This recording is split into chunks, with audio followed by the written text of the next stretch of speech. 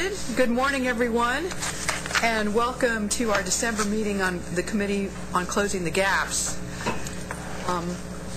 Do not forget that this is being broadcast, so we'll try to be on our best behavior.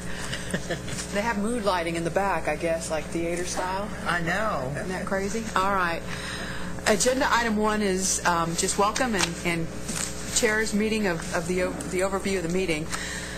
What's happened since the last time we've come together, the University of North Texas has been putting a $270,000 grant from the Texas Higher Education Coordinating Board's College Connections 2 plus 2 plus 2 program to good use, expanding and strengthening its outreach to potential and current transfer students to assist the state in reaching closing the gap goals for transfer students. The College Connection 2 plus 2 plus 2 grant has allowed UNT to ramp up its existing successful efforts and test innovative programming, resulting in real differences for transfer students in Texas. In addition, these efforts are scalable for use by IHEs across Texas, which is very encouraging because, as we all know, the community colleges are going to be our open door to get in for students moving forward through the pipeline. Grant funding allowed UNT to form a specifically targeted transfer team of experts within the Enrollment Management and Administrations Department. This team works collaboratively with financial aid and student affairs to provide critical and timely student support services. Their work has identified the importance of 1, personalized service to transfer students who have varying academic and personal backgrounds, 2, using tracking mechanism to monitor steps along the way to transfer, and 3, strengthening cross-campus teams that focus on transfer student success. So hopefully we will know more and are going to be able to articulate that model across the state. So thank you, Judy, for bringing that to our attention. And we shortened the report because it's about 2.5 pages, but because there's a lot of things that are taking place, and we wanted you to be aware of that. Yeah. Yes, when I first got the script, I was like, okay, we'll be there an hour on Overview 1. Agenda item 2 is quarterly update on college readiness initiatives, highlights focusing on math, science, and technology teacher preparation academies. We'd like to welcome this morning Dr. Araceli Ortiz, Director for Educator Quality, and Dr. Selena Vasquez Mireles. Come on up. Professor of Mathematics at Texas State University, San Marcos, and they're going to give us a brief update. Welcome to both of you, and welcome back. Thank you. Dr. Mireles. Good morning. Morning. Okay. You all have the packet in front of you. So thank you very much to the board members and staff and guests. Today what we want to do is present a little bit of an overview on a grant program called the Mathematics, Science, and Technology Teacher Preparation Academies. We use the initials of MSTTPA, so you'll hear us talking about the MSTTPAs.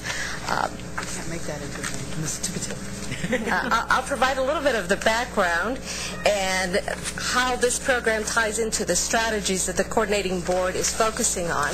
And then Dr. Vasquez Mireles will do us the favor of going through some of the insight into the program in action at her university.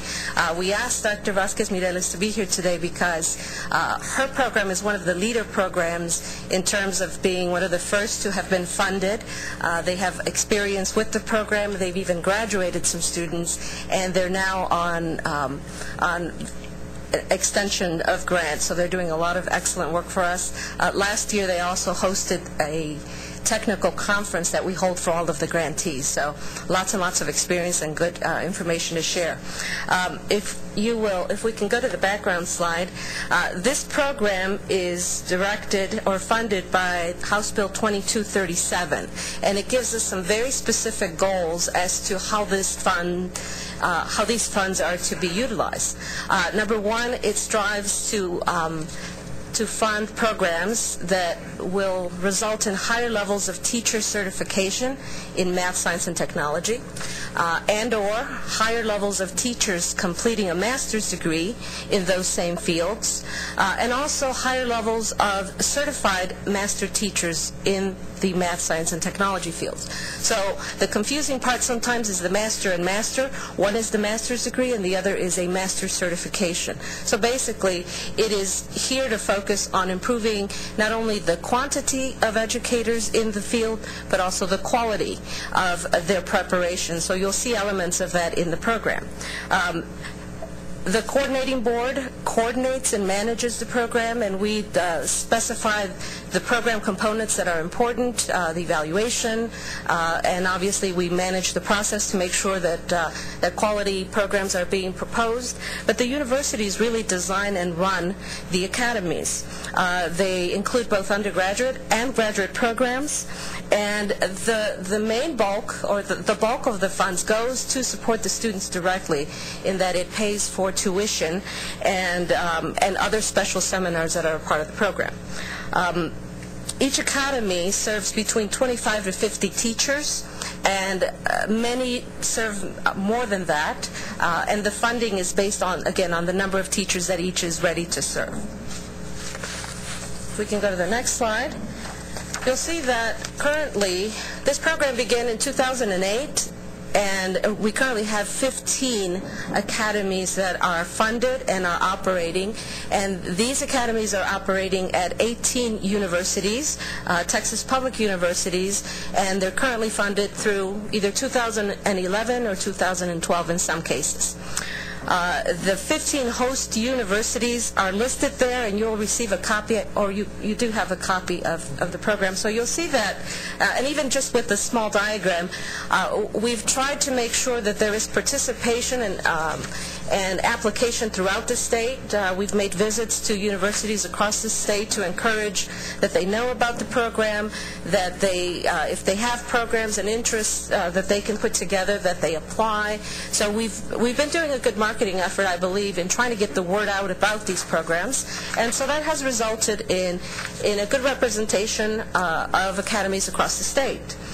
You'll also see that the departments that are heading the academies are also varied.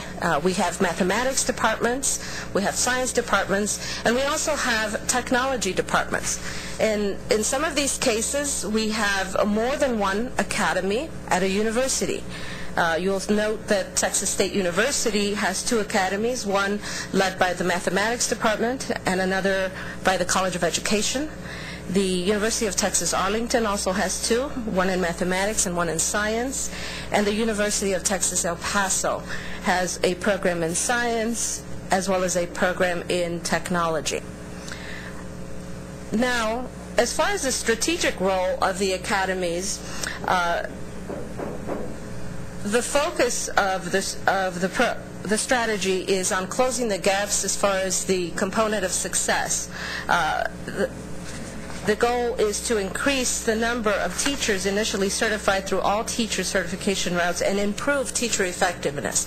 So as I've mentioned, by having all of these academies include all of these teachers in not only numbers of teachers now graduating, but improving their effectiveness, we believe that this program meets that strategy. We also have set up with these academies a network. So we don't have different pockets that are just working separately. Rather, we've really made an effort to try to tie them together and for them to see each other as colleagues and support each other in this important work. There are over 50 school districts that participate in these programs. The majority of those pledge support to the academies, some in direct funds for each participant, and others in-kind types of support. There are over 90 faculty involved, and we have over 900 university students and teachers that are participating. Actually, that number, based on the reports that we've received in November, has increased. We have about 1,100 teacher participants in the program. And if we use just the simple formula of how many students that impacts, if you take a conservative number of 100 students per teacher, we're talking about a substantial impact here in teacher effectiveness making its way into the classroom.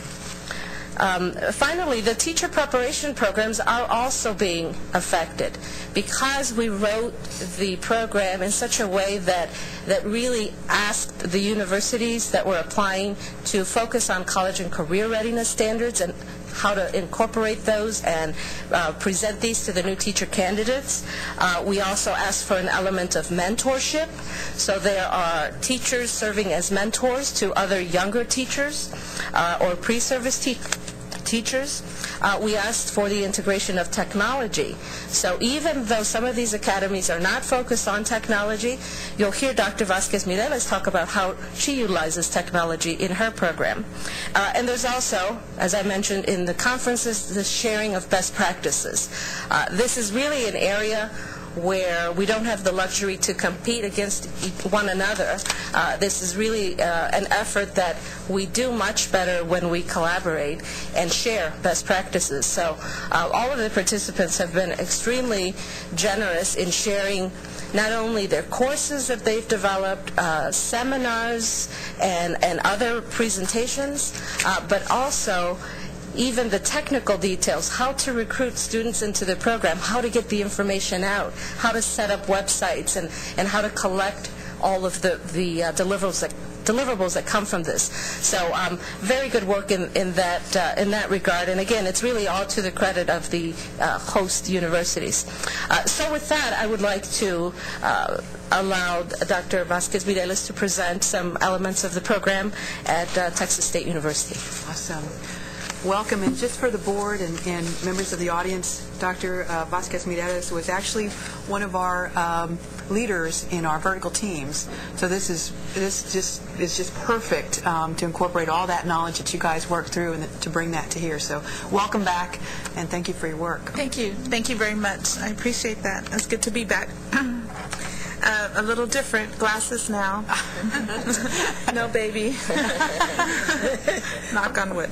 Okay. So I'm here to talk about our academy, which we like to call Mix It Up.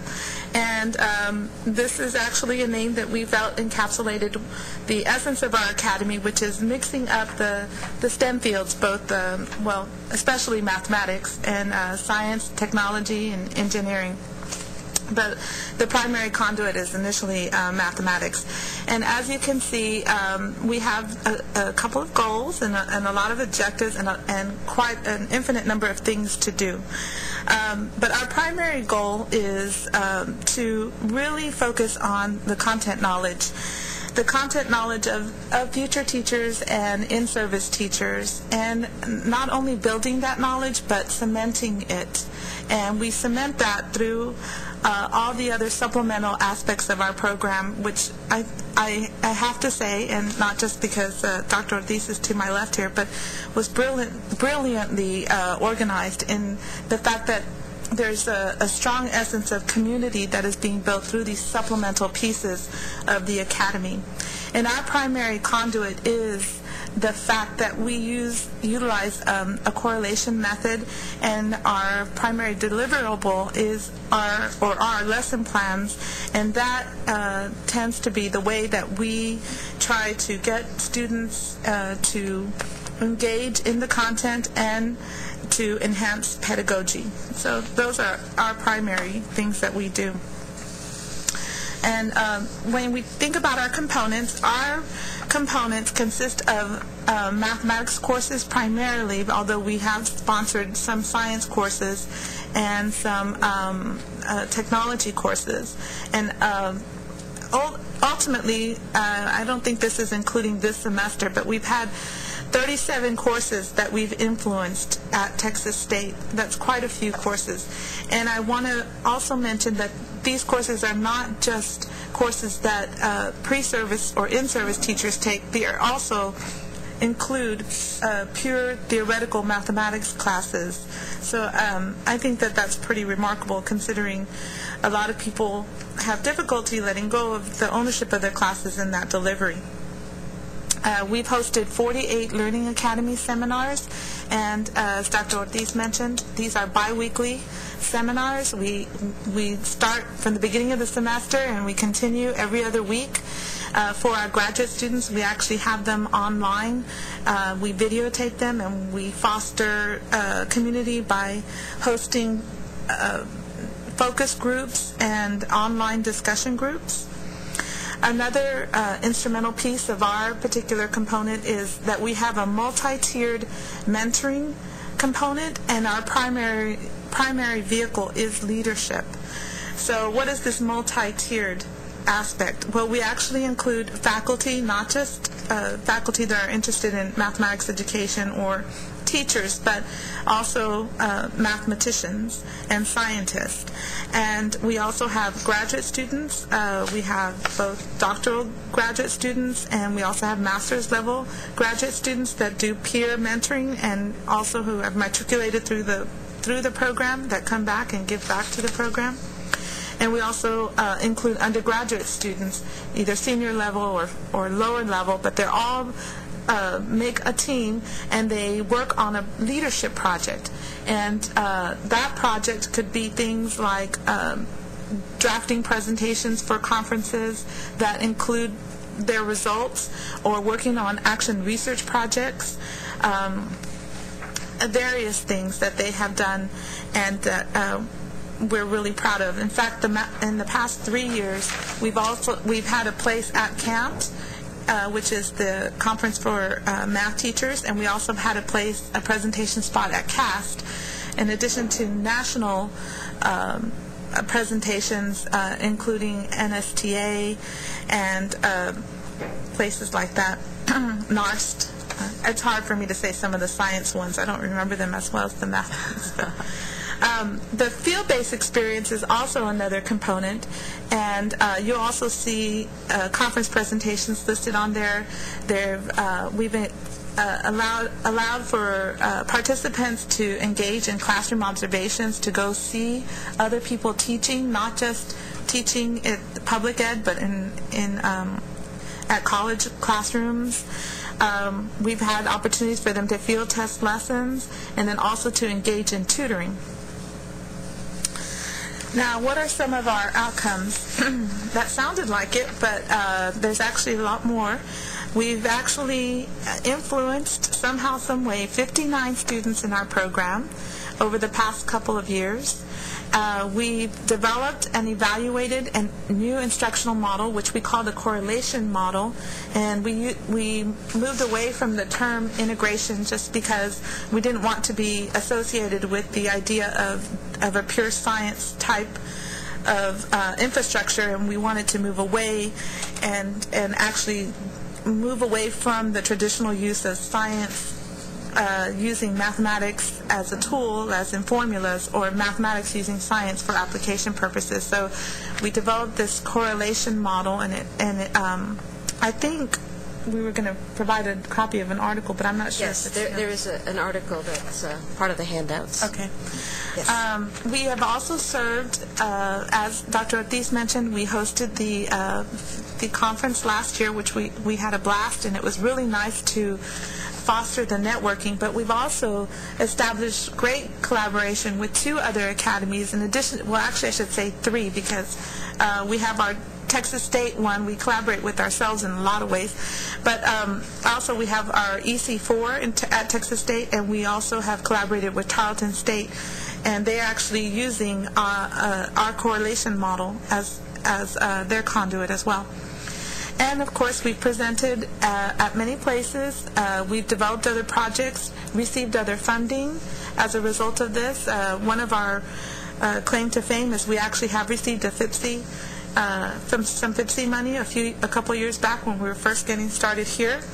And these monies were used to leverage that, and we're very grateful for that.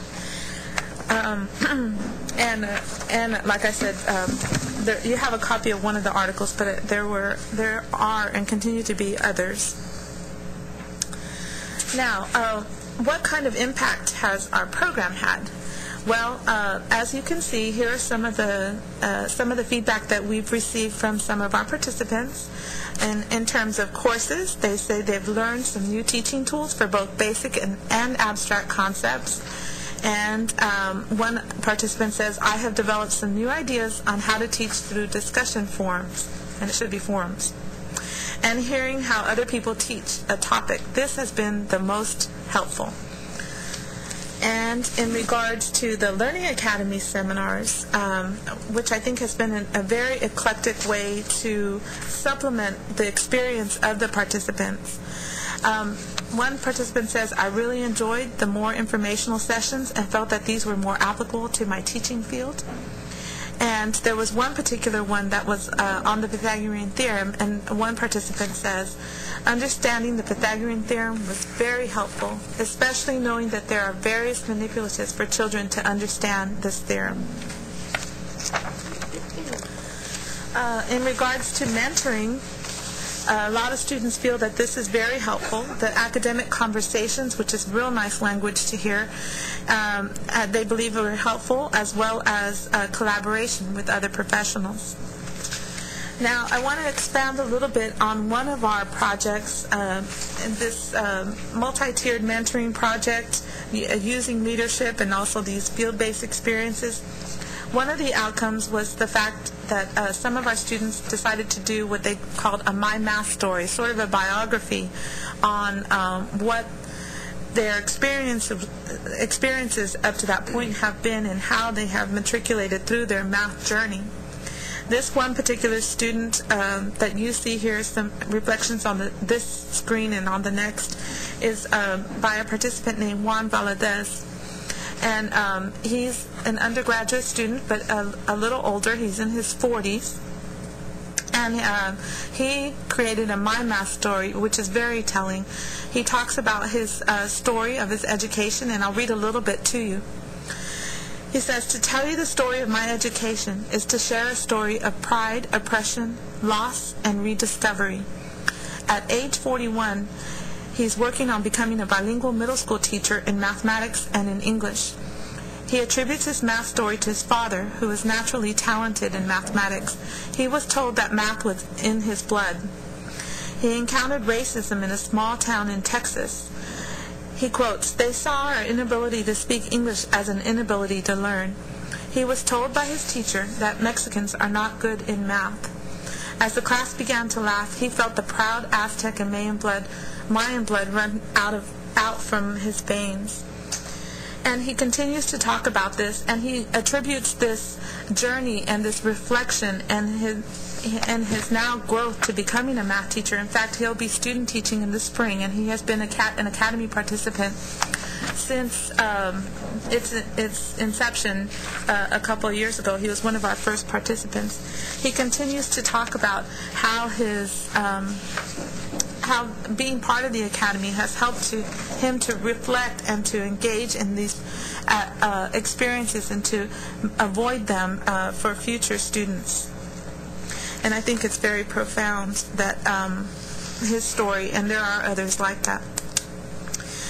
Some of the other impact include the field-based experiences and students tutoring, and how these experiences have really changed them from becoming, as one student says, nervous and uncomfortable, helping students in large group and individually before the semester, and now this person feels very comfortable explaining math and science concepts in different ways to students with different needs.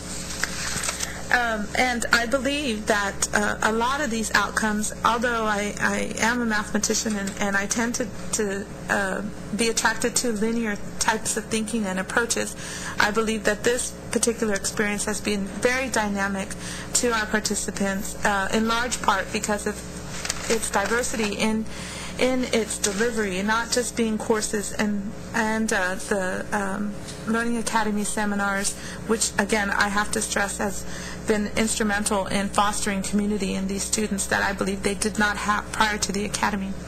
But it has helped them to grow both professionally and to be better prepared for their career. And yes, as Dr. Ortiz mentioned, we have 8 graduate students already. Last year we graduated 8 master's students, and one of our teachers has taken the exam to become a master teacher and has passed. The other ones are in the process of doing it, but the exam has only offered twice a year. So I strongly believe that the program is very important and very effective at fostering future teachers and current teachers. I will just add just a comment that we just received preliminary findings from the external evaluators. We just turned in 18 reports from each of the academies stating similar types of results. And I'll just read just a couple of sentences. They state, preliminary findings suggest that the academies are meeting the original stated objectives relating to increasing math and science teacher quality in the state of Texas. The majority of students felt as though their participation in the academies increased their content and pedagogical knowledge while also improving their classroom instruction. Furthermore, survey results and interviews revealed that academies are exposing participants to research-based practices and leadership. And finally, they talk here about the academies might have a greater impact than originally anticipated as these teachers are sharing what they're learning with their colleagues and really making a greater impact. And that's what we're about. That's what we instill in them, that we can't get to every one of them. And many have very busy schedules that they can't come out and do a master's program. But if these knowledgeable teachers are then going back to the classroom and inspiring and leading others, we think that's a really good effect. So I just wanted to present that to you because it does include all of the academies that are currently have been evaluated for cycle 2. Thank you. Wonderful. Thank you, Doctor. My goodness, good stuff. What a linchpin to so many of our Closing the Gaps goals. Commissioner, did you have a... Yes, I just wanted to ask a simple question. There's been such a volume of material published lately about attracting more of our brightest students into the teaching profession. So the McKinsey company report on a strategy for attracting more students from the top third of their university classes into teaching. So my question is, what are we doing to address the academic achievement issue? What are the standards for admission to this program at the various campuses, and what are we doing to address the concern that's been expressed recurrently about the state of American public education? We're simply not attracting a sufficient number of high-achieving students into the profession. I'll mention just a couple of things. In general, the standards allow for as many of our competent teachers and students that are in place now to participate. We found that we are receiving applicants at all levels, at 4.0 level types of students to 2.5 level types of students. So in our experience, that hasn't been the key indicator, but we have tried to recruit. There has been very effective recruiting, especially when they see a lot of the additional components of what types of experiences you get. You find that a lot of students that are the high achievers are looking for leadership. They're looking for early opportunities to implement and try. They're very interested in these opportunities to go and present their work. Some are working on research studies tied to these same efforts. So once that element is even more well known at each of the campuses, an additional crop of very high caliber students is interested and is being admitted into the program. Separately, in the fourth cycle of this program, of this grant, we added a new element, which is that we asked each of those cycle 4 grantees to also design and develop a program for middle school and high school students.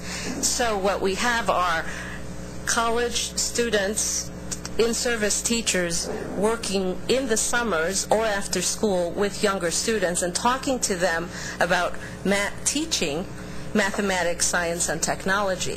And we're finding that, at that age, the kids are really excited about it, and if you can inspire them that much earlier, we believe that that will be another key. So we'll have to wait a little while to see how that turns out, but the programs that have already been implemented have attracted very high-achieving students.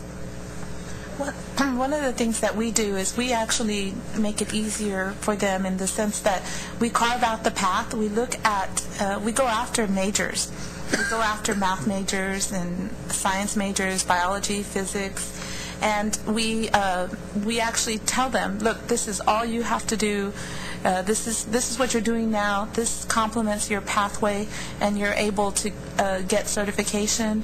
And we're working with the College of Education to count some of those courses that they're taking as some of their certification classes. So we really try to carve out that pathway for them and enlighten them as to how much easier it would be for them to just take a few more classes and gain certification. And we're doing that with our graduate students as well. Let me ask you, Dr. Mayers, your graduate students who are admitted into your master's program also do they have to meet your university criteria for admission as well? Yes, our particular program is linked to our master's program, so they have to apply to the graduate college and receive admission in order to even be considered for our program and our application. Okay. Any other comments or questions? This article in particular focuses on mathematics teaching in the middle school.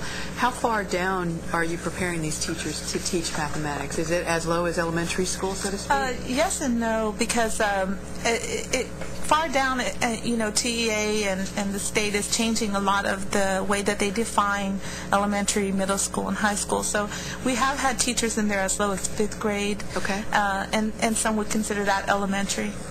But we really focus on maybe as low as 5th grade and definitely higher up from there. And a lot of my particular research interests are in post-secondary as well. So that was one of the other things is I just finished having a conversation with our College of Ed person representative who works on student teaching, and we've agreed to pilot a program where our graduate students are allowed to teach labs, developmental math labs, and use that as their student teaching experience. Again, making it more efficient and more conducive for them to enter the teaching profession. Math labs, Judy. Nice. Wonderful, wonderful. The core, the heart of the program, where would you say it lies in the public school continuum? Would you say it is 6th grade, 9th grade, 10th grade? What would you, or is there? Across the academies, we probably have more high school teachers, okay, because that is where the greatest need is. And those are the teachers that are usually ready to take that step to take a master's degree, okay, in mathematics or science or technology, or a master's level certification. If they've been at the elementary school, it could happen, but it's less likely that you'll have that level of development in the math science field. So we think that's the right place, and we're happy that it goes lower, but certainly the high school is where the need is most urgent, and so we're pleased that we're able to serve those teachers. Great. I'd almost would have thought, the gateway is in middle school as well, so it'd be interesting to see the data on the middle school effectiveness. Yes. I'm sure some of these teachers are highly motivated because they know that the algebra particularly is a roadblock for graduation from high school. And do you work with them any on that? On seeing algebra? That they're a gatekeeper? That it's a gatekeeper for students in general? Well, that high school math, starting with algebra, is kind of is a route out, the dropout route for so many.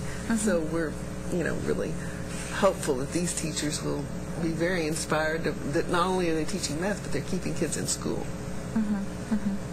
I agree, and a lot of the things that we try to do, which the participants claim they really don't believe they would have gotten this kind of experience, this kind of holistic experience without the academy. But we talk about research issues like the algebra and the gateway, but we also bring other things to the table, like just the idea of the college readiness standards and understanding that. And we have some teachers that go back, that are actually in-service teachers, that go back and say that their partner teachers that are not in our academy or not engaged in some type of active professional development in addition to what their provided by their district still don't even know about the college readiness standards and how they're going to react to that. And I'll tell you, one of the other big issues is the fact that they're not told to do some of the other content strands like statistics and probability. So I think there's a lot of issues that we discuss and anxiety, not only about their students but about their own anxiety.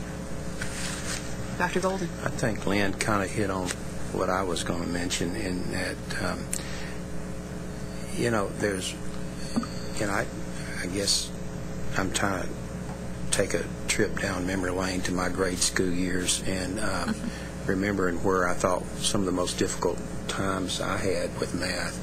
And one of them certainly was freshman algebra in high school.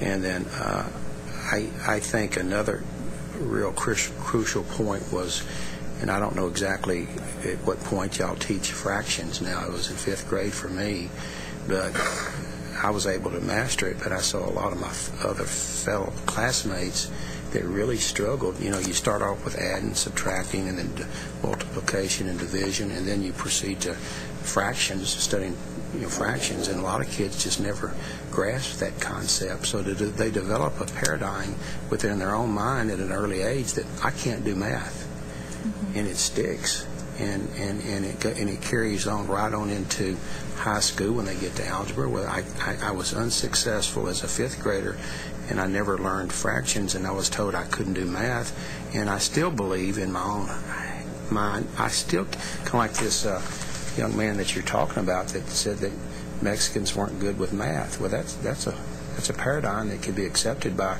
not just one individual, but a whole ethnic group of people that can begin to believe that they can't do something.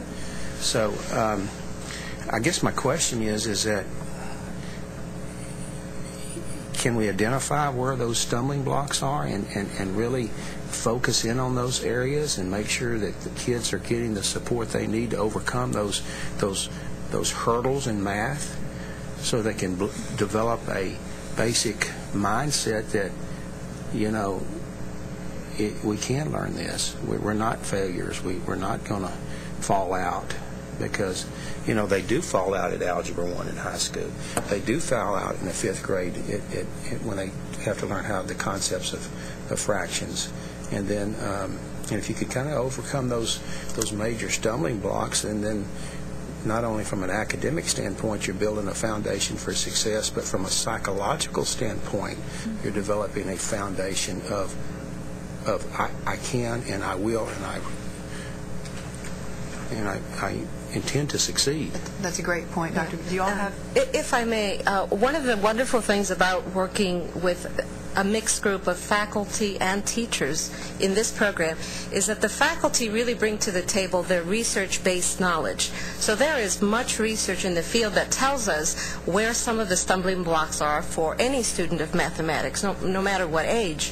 And fractions is certainly one of them. Managing different variables such as proportional reasoning is another aspect that shows up in middle school. So these faculty are mathematicians in the case of mathematics. So this is what they study. They do research to find out the cognitive difficulties that children have in learning very specific components or fields of mathematics. So when you bring them together, they can tell us and pinpoint, here are some of the difficulties, and here is why this is difficult for a student. And what that ends up translating to for the teacher is that a teacher can then learn the mathematics so deeply that you would think, well, why would a 5th grade teacher need to know college level calculus or algebra too? Because they're not going to teach the 5th grader that. But it turns out that a mathematician, that mathematical level of knowledge is really required so that the teacher can understand what the student is understanding and misunderstanding, and then to have a plethora of tools from which to draw to say, okay, I think I see what's happening. Well, let's try it with these manipulatives. Let's try it with this real life situation. Let's give you 3 or 4 different examples. and then they can vary how one student learns it to the other. And that's why this depth of learning, of understanding, is so essential at the very highest levels of understanding, so that you can take it to a child, because that's where it really tests the knowledge. So if we have an educator that only knows the formulaic way of dividing fractions, and if a student says why, you can say, oh, because that's how you do it. You flip it. Like, what does that mean? To a child, that is nonsense. That's what you do. Right? That's what you do. And so you have to explain it to them. This whole concept of dividing fractions, huge. Many of you will probably go back and think, oh my gosh, how exactly does that work? Because it requires, and why? It requires a great deal of understanding. And so that's why we're proud of these faculty working with teachers, because they're getting them so much more mathematics than they would have gotten. And it can be used so very effectively to help young students like that. Well, this is exciting. Doc, do you have I more, just please? wanted to echo the importance of all these elements in the academy, because all the elements embrace the student experience and allow the student to engage in experiences that are beyond just the content knowledge and procedures, knowledge and skills. But it also allows them to explore these other affective domain issues and helps them to become a better teacher. And it's the whole experience, I think, that allows for that is not in the traditional way of preparing teachers. Awesome. Yes. One more question. Dr. Phillips. Do you think these programs will help, along with the college readiness standards, to eliminate the sort of discrimination that exists in our schools about who's going to take higher level math and who isn't, and when they're going to start? If I could just one quick comment. When students come and see Dr. Mireles, being Dr. Vasquez Mireles, and knowing that she is at the pinnacle, the expert in the room, that dispels so many myths right away. Because then they see, okay, she is like me. Even if I'm a child or or a college student or a young teacher that's unsure, if she will be able, he or she will be able to learn mathematics this later in life. Just seeing the group, it's a very wonderfully diverse group of people that are working together. Diversity in terms of age as well. I am always so surprised to see the mentor teachers that participate, because I wonder, and I've asked them, you're working with these teachers that aren't even in your school. May I ask why you're doing this? What do you get out of it? And they talk to me about the re-energizing that they get from working with young teachers, from hearing a different perspective. And so you see the very youngest of student teachers, 20-year-olds, working with very highly experienced older teachers. And so we have this very nice diversity of ages, of men and women, of ethnic background. So that group is beginning to show the changes. My question is more about the administration of the schools. The point at which it's decided that they're going to have only, 2 Algebra 1 teachers in middle school, because that's all the students that are going to take it, because those are only the students who need algebra. That kind of thinking, we have to try to stop that too. Not just the wonderful teachers. Right, and I think knowledge is power.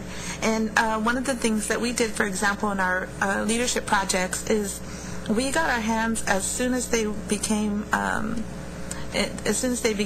part of those first 3 classes that count as the 4x4, that the TEA, the TEKS for those 3 classes, we got our hands on them right away, and we got our students, our participants, in developing correlated lesson plans that could be utilized so that they could teach these classes, and so that they can in turn go into their campuses, whether they're pre-service or in-service, and say, okay, I can teach this class, I can make this opportunity happen. Because a lot of them, for example, I'm not quite sure if you knew what those 3 classes are, but one of them was an ag math class, an agriculture class. Now, the people from Tarleton, they had no problem with that. But the city folks did. And so how were they, and typically it would be in an ag department or it would be in a science department and not a mathematician or a math teacher teaching it. So we tried to break ground on that and to allow them to be the change agents. Again, to be empowered with that knowledge and the ability to teach those classes and make those opportunities available to the students. Thank you. I got a question. Please. Have you all compared this program with the other states' programs or other countries like Korea, India, and China's math program?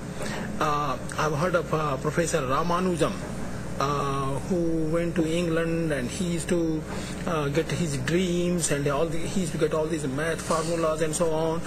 Have you all compared our program in the state of Texas or your program with other states and other countries? We've, in designing the program, we drew from a lot of those best practice programs. We deal, as researchers, we've dealt with comparing national data and international data, so we're familiar with the Singapore mathematics and the China projects and the Japanese lesson plans. And we include, as a coordinating board, we include a framework that allows for different teaching instructional methods, even content. We don't try to prescribe what goes into each of those. And so we do have a variety of selections. In this case, the faculty at Texas State has selected this Mix It Up methodology, where they're bringing in the mathematics and the science together and providing real-world ties. In others, one of the programs at Texas A&M is utilizing the Japanese lesson plan. So as part of what they're teaching the teachers how to utilize this methodology for preparing, studying, sharing, and designing lesson plans, just as the Japanese lesson plan for mathematics is done. So we give the universities, the program leaders, as much ability for them to select what is their best practice, but we share with them very, very often at these yearly conferences the best of resources that we can provide for them. And we talk, and we have presenters come in and talk to them about new ways so that they can make their determinations. Okay. Anything else? Good? Okay. Any other questions or comments? All right, well, thank you both so very, very much. This whole umbrella of educator preparedness is one of our thrusts, so this is key to all of that.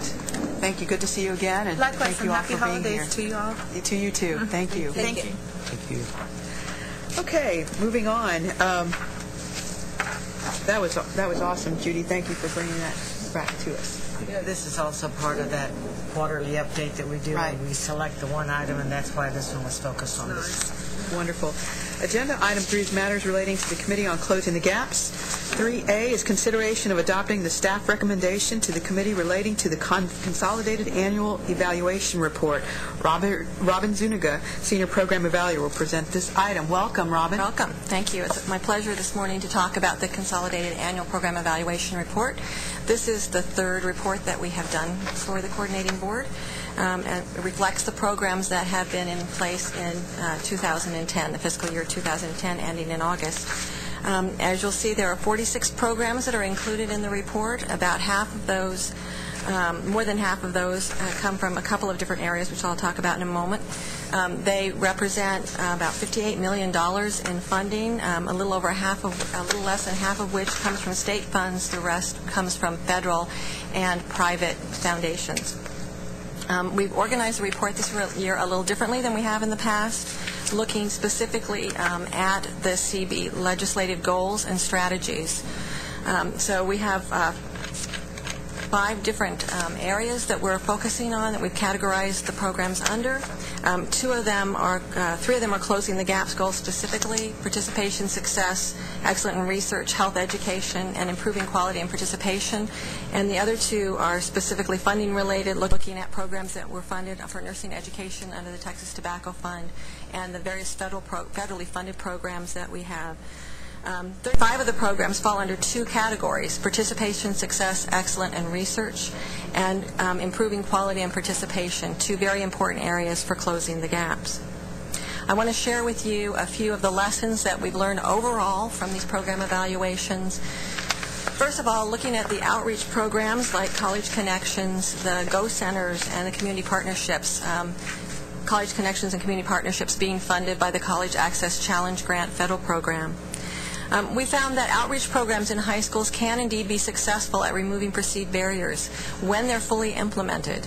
And by that I mean what we found is that if programs really do concerted outreach to students, if they have many different activities and programs that bring students into the center and work aggressively with parents as well, and in partnership with the teachers in the schools, they can have a profound impact on students' feelings that they don't have as many barriers to higher education.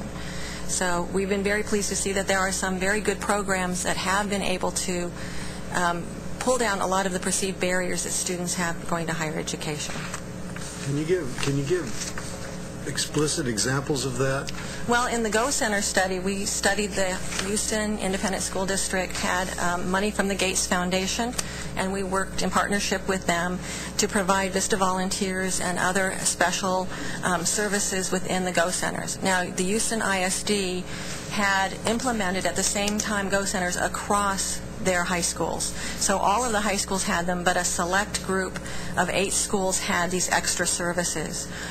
What we found was that across the Go Centers Houston-wide, college-going rates and FAFSA rates actually went up uniformly across all of the schools once they got the Go Centers.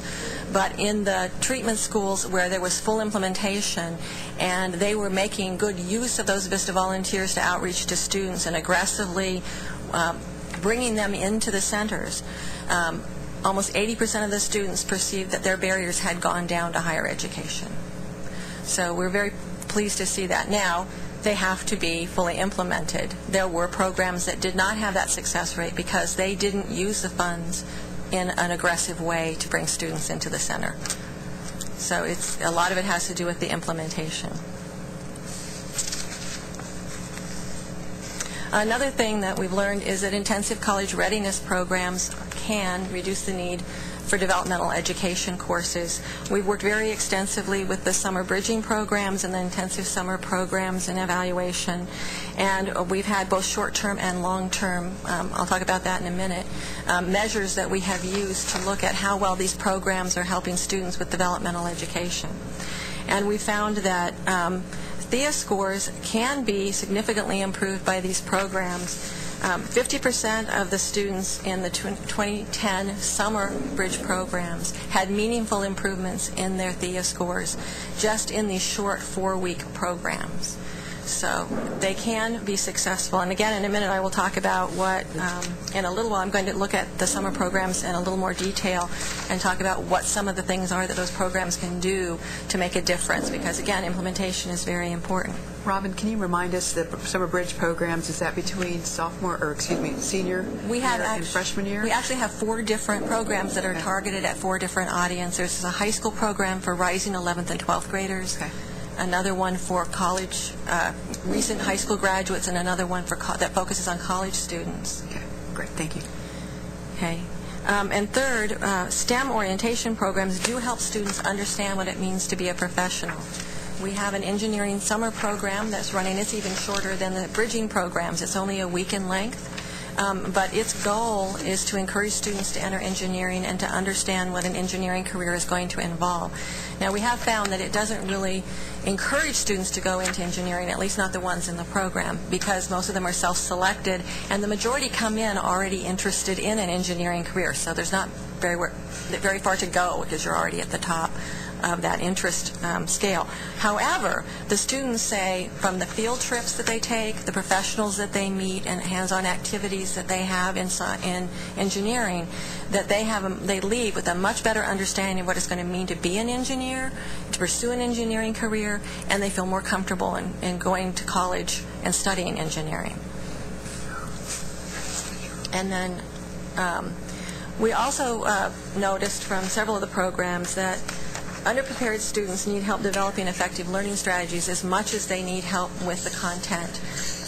And the summer bridge programs have been very instrumental in helping us to see some of the things that need to be done. we use a measure at the beginning of every program called the Learning and Study Strategies Inventory, and then again at the end to see if students are learning more about how to study right, how to regulate their own learning to know if they're getting the material. And then the programs are required to provide integrated learning strategies into the program. We had a presentation at the last meeting in November of the Summer Bridge and Intensive programs by the University of Texas El Paso that had a very successful program last summer where they used a book called Thinking Mathematically, and they helped the students on the front end to understand what it means to think mathematically and how to study for math, and then integrated that in every aspect of the content for the course. And they were an extremely successful program last summer. So we see that the more that they are able to do that and integrate the two things together, the subject matter with the learning strategies, the more success that we're having. We've also learned some things as THECB staff about what we need to do to make sure that these programs are more successful. And one of the things that we know is that they need strategic support. I'm glad you got to meet Dr. Morales a few minutes ago. In the Summer Bridge programs, we realized that we were not getting the innovative curriculum that we were hoping for. We do site visits every year to all of the programs, and we realized that we weren't seeing the innovation that we had asked them to implement. So we needed to have more consultation, some experts come in and talk to them, and Dr. Morales was one of those experts. She helped this summer with the curriculum for the math, for the summer bridging programs, and we did see some improvement in that, and we hope next year even more improvement in the curriculum innovations and pedagogical strategies that the programs are using to reach the students. And then from the nursing grants that we have, we're helping more nurses become prepared, to the gifted program for Texas Governor Schools. We realize that we need to bring the sites together more often to talk and share their experiences and information.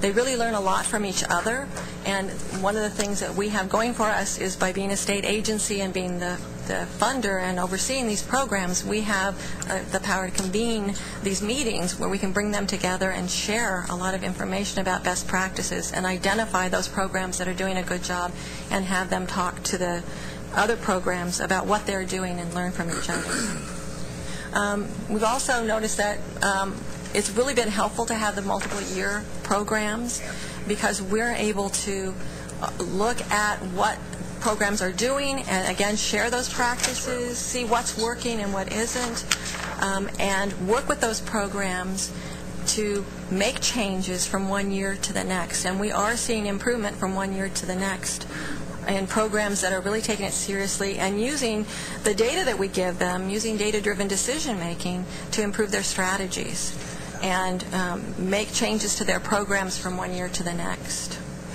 We also use that data-driven strategies approach in other programs like Pathways, where we're providing data to vertical teams in San Antonio and El Paso and Houston, and then they are creating other interventions, some of which look a lot like the interventions that we've been talking about here, like the Summer Bridge programs and other things, to help in their communities to create a higher college-going rate.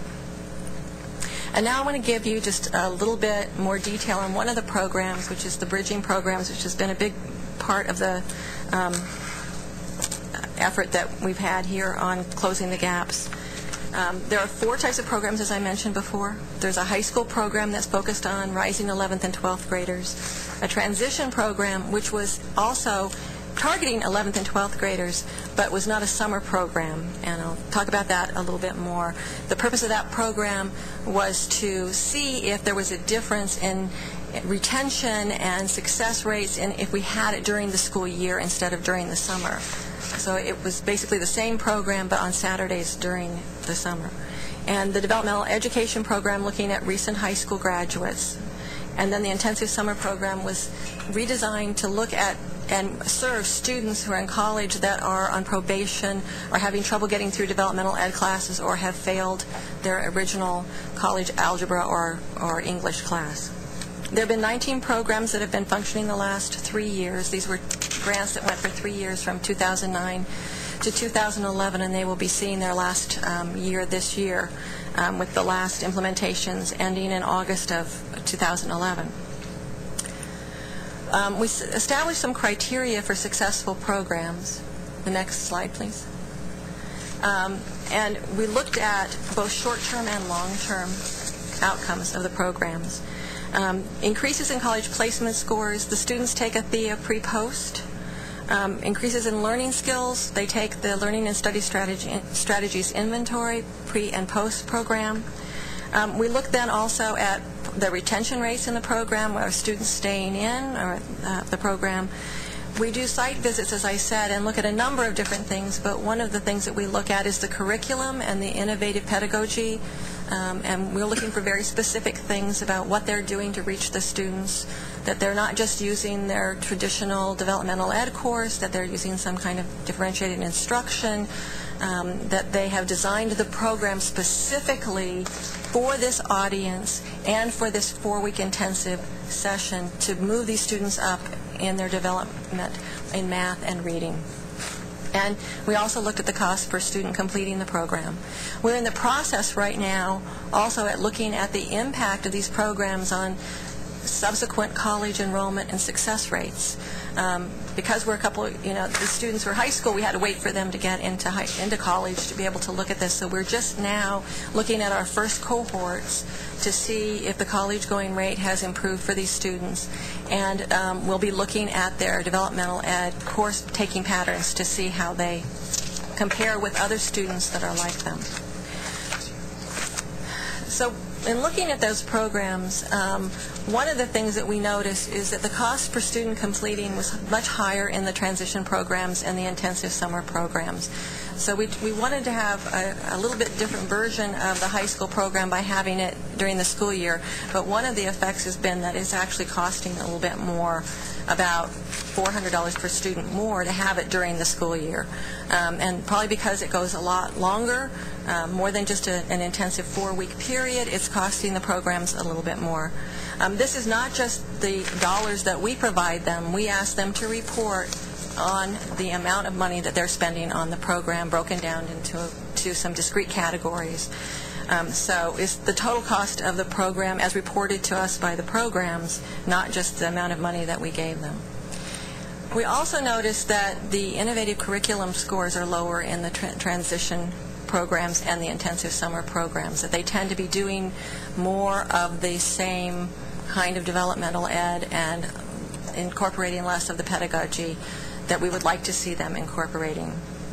So I've already shared with the program coordinators some of our observations about the transition programs and the what we call the ISP programs, the intensive summer programs, that they don't seem to be as strong as the other two programs. And we also noticed, and I'm not too surprised by this, that the student improvement that we're seeing is best the lower you go in the education cycle or pipeline.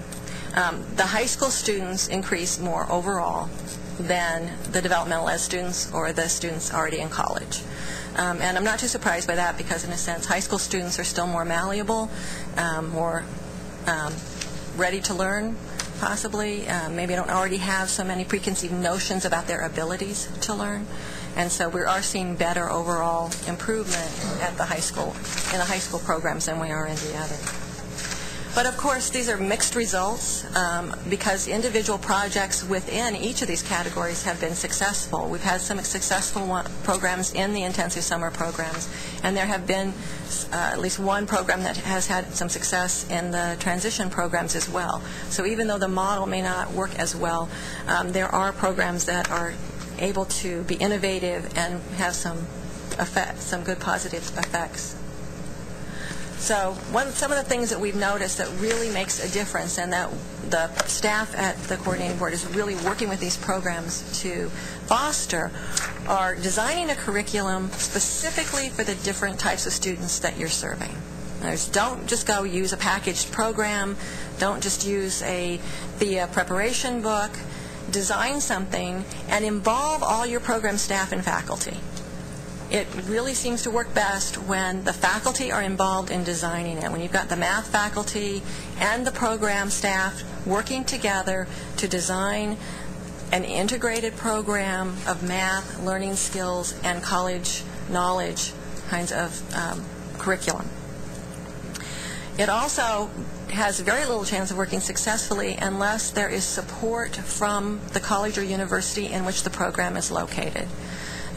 They really need to have the flexibility and the support and the access to services that enable them to have a successful program. That's because the learning and study skills are very important, college knowledge is very important, and they need to have access to academic advisors. It really helps to have peer mentors, and it helps to have a tutoring center or tutors available. Some of the more successful programs have required students to seek out help in the tutoring centers, and that help-seeking behavior is actually something that really has to be learned by students. And these programs have had themselves to learn that students won't just go if you make it available, that you have to help them learn to be help seekers.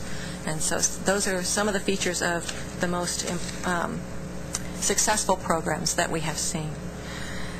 We've also learned, as I said before, that we need to provide more guidance and support. We need to make sure that they know what those best practices are, and we can help them implement them and get the information they need to implement them. We've been giving them a lot of data. In November, we met with them, and we gave them all of the results for their programs, broken down into a number of different ways, and shared with them the site visit reports and the comments from the evaluators. And as a result, they are now putting together plans that they will be posting in January for improving their programs in the next cycle. We will use those programs to evaluate them during the next cycle to see if they've actually implemented those programs, and if they haven't, asking them why, and what other lessons that they have learned about improving their programs. And because this is a multiple-year project, it helps us promote that kind of improvement and success. So there's more, much more. Obviously, there were 46 programs, and I've only touched on one, and a few of the things that we have learned. We have now an annual program evaluation report system that is available on the THECB website. There's a direct link here on the handout. You can go there and search by program. You can search for Summer Bridge program. If you want to search by the county in which that you live in and that you want to know more about, or by an institution that you want to know what programs they're involved in with the coordinating board, you can do that, and it will bring up a full list of those programs. And as we get new reports, we load them up, the detailed reports as well as a summary. Okay, so wonderful. Are there any questions? A lot of it from Commissioner. Is perhaps one of the conclusions you may draw from these early evaluations that is it likely that we should focus on a particular point in the academic and the educational pipeline instead of all these interventions at all these different points? Should we, based on what you said and the early evaluation, should we focus, for example, perhaps between the sophomore and junior years in high school, or the junior and senior year in high school? Well, I think that a lot of research already shows that the earlier you get to students, the better off you are. But that doesn't mean we necessarily want to abandon them when we get them into college either. So I do think in terms of college readiness, working with them earlier in high school, and if we can even get to them earlier, we're going to have more success in the long run. Well, I'm not talking about the need for interventions whenever students fall behind or need help. I certainly support that notion. I'm talking about the work that we do. Whether we're spreading ourselves too thin, and whether we should really say this is where we can make the most difference, and this is where our limited resources can make the most good. I would agree, yes. I think that's the point of what I was saying about the Summer Bridge programs. And we've already talked about that with the program staff, that the transition programs, number one, aren't working, and that should probably be eliminated.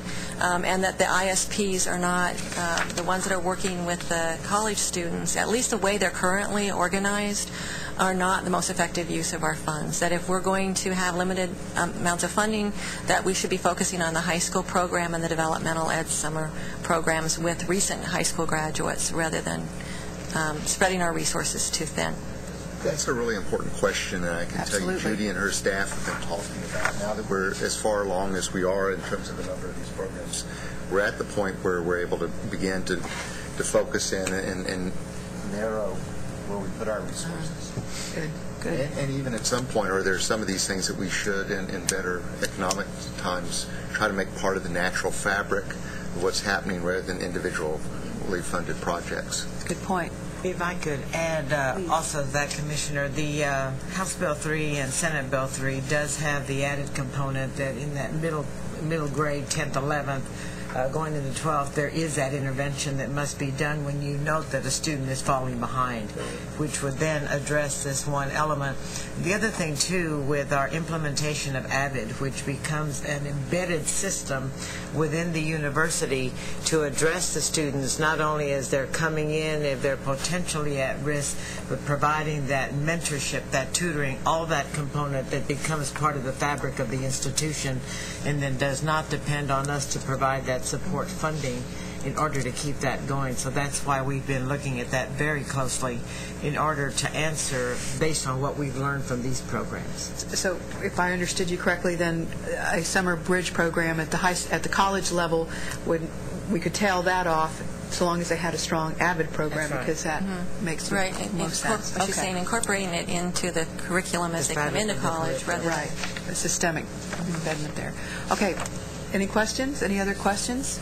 I guess also the most important point with regards to those that are being successful and or those that are in the same program type but not as successful is the feedback loop. You mentioned several times that you've been working with different program coordinators and looking to improve for perhaps the following year. Is that done regularly, and do we have those communication links established? Yes, we do, and that's something that we've learned over the last few years, and how important it is to do that. And so more and more programs are involving the groups together, bringing them together and having more and more contact with them and bringing them together so that they can talk to each other, because we found that to be very, very important.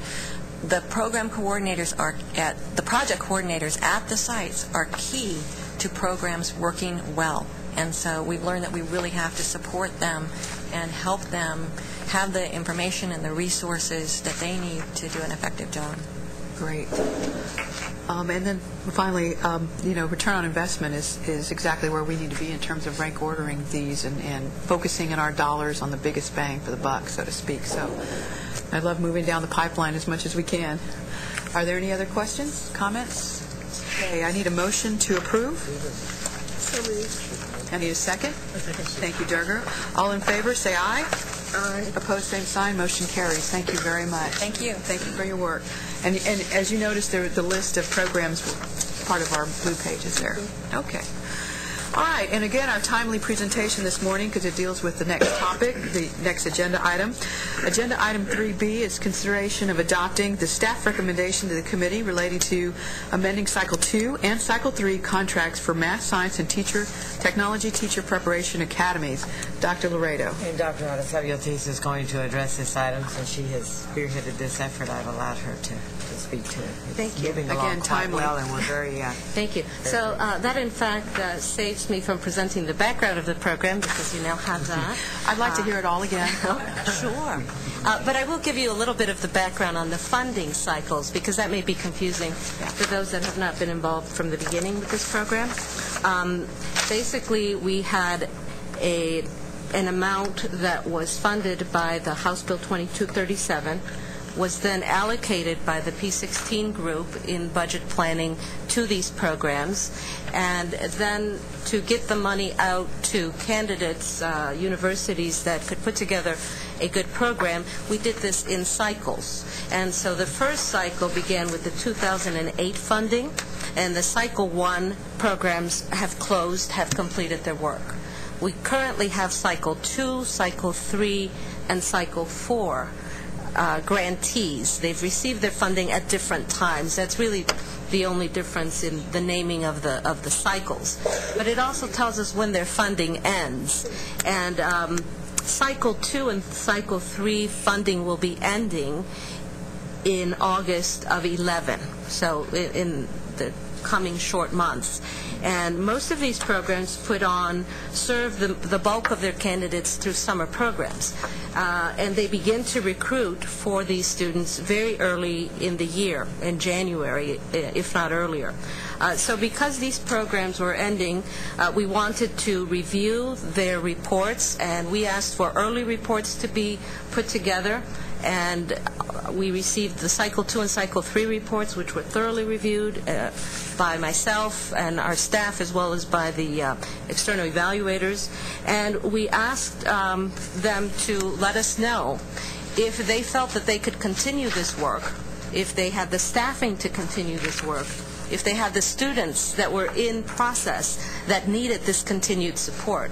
And so that was part of their reports.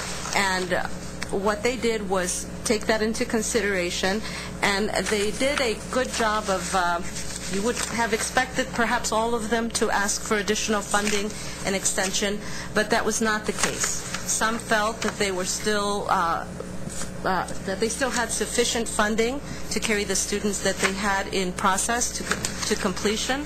Others felt that they needed more or less than others. And so, in the end, what I'm presenting to you today is a request for additional funding as an amendment to current contracts for Cycle 2 and Cycle 3 awardees. If you look on the second page of your item there, you will see how it's divided, and I'll explain briefly what we have here. Cycle 2 awards, for instance, are listed.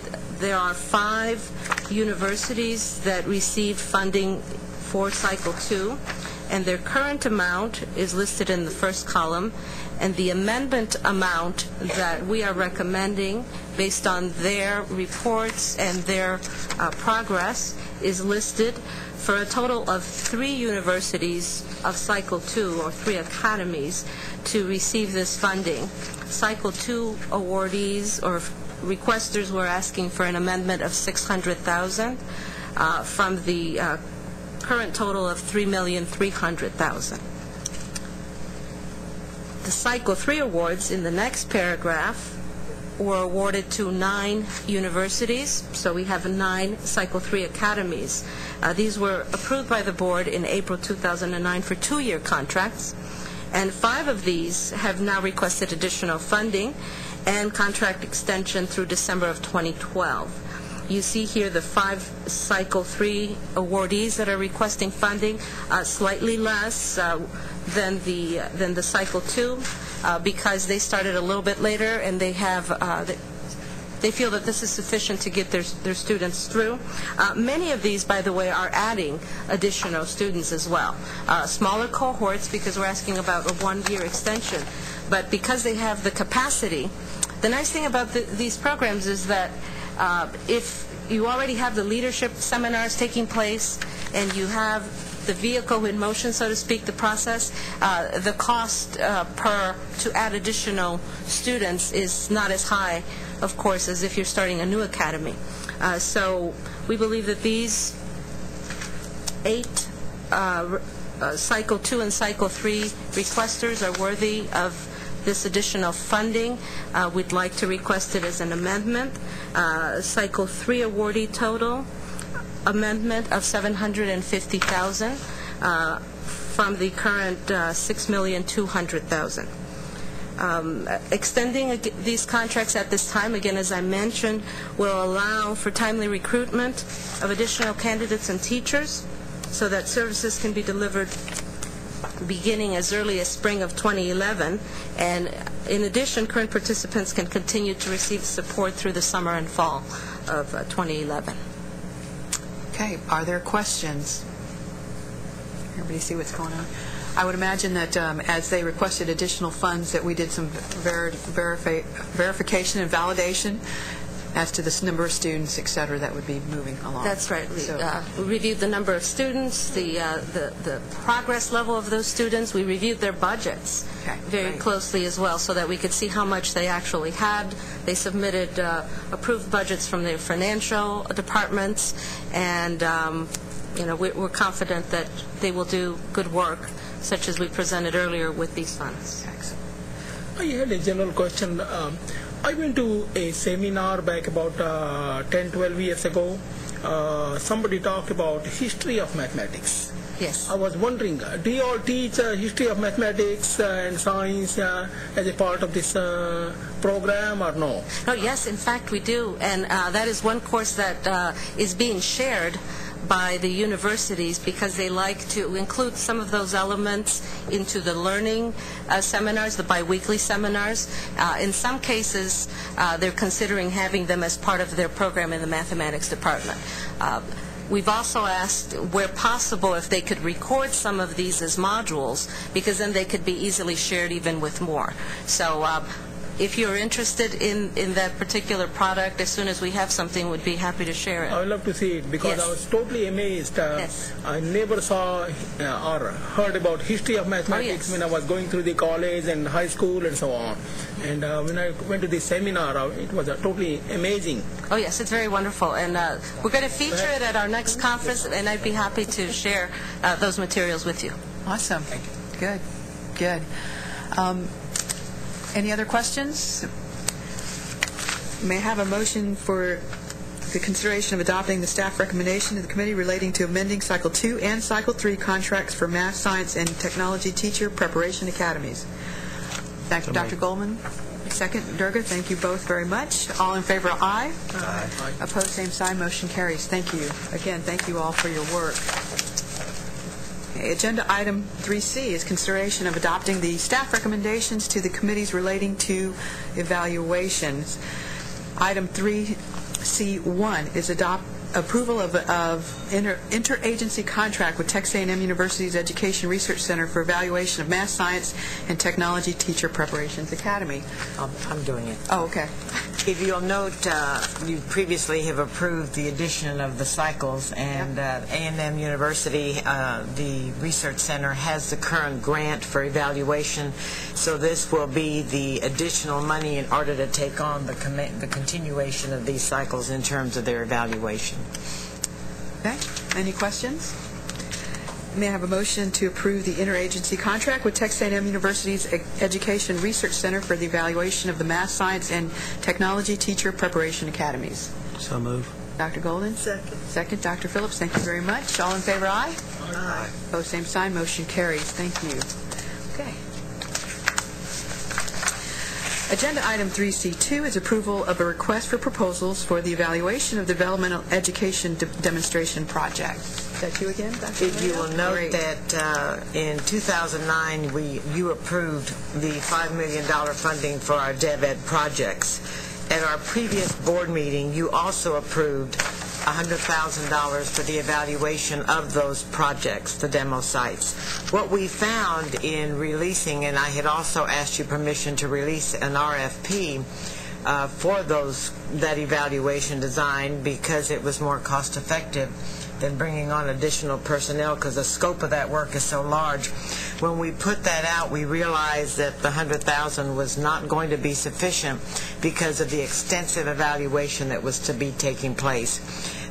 We went back to the budget, we had the funds, and are asking that the committee at this point approve the additional money in order to cover a contract, putting that back out again.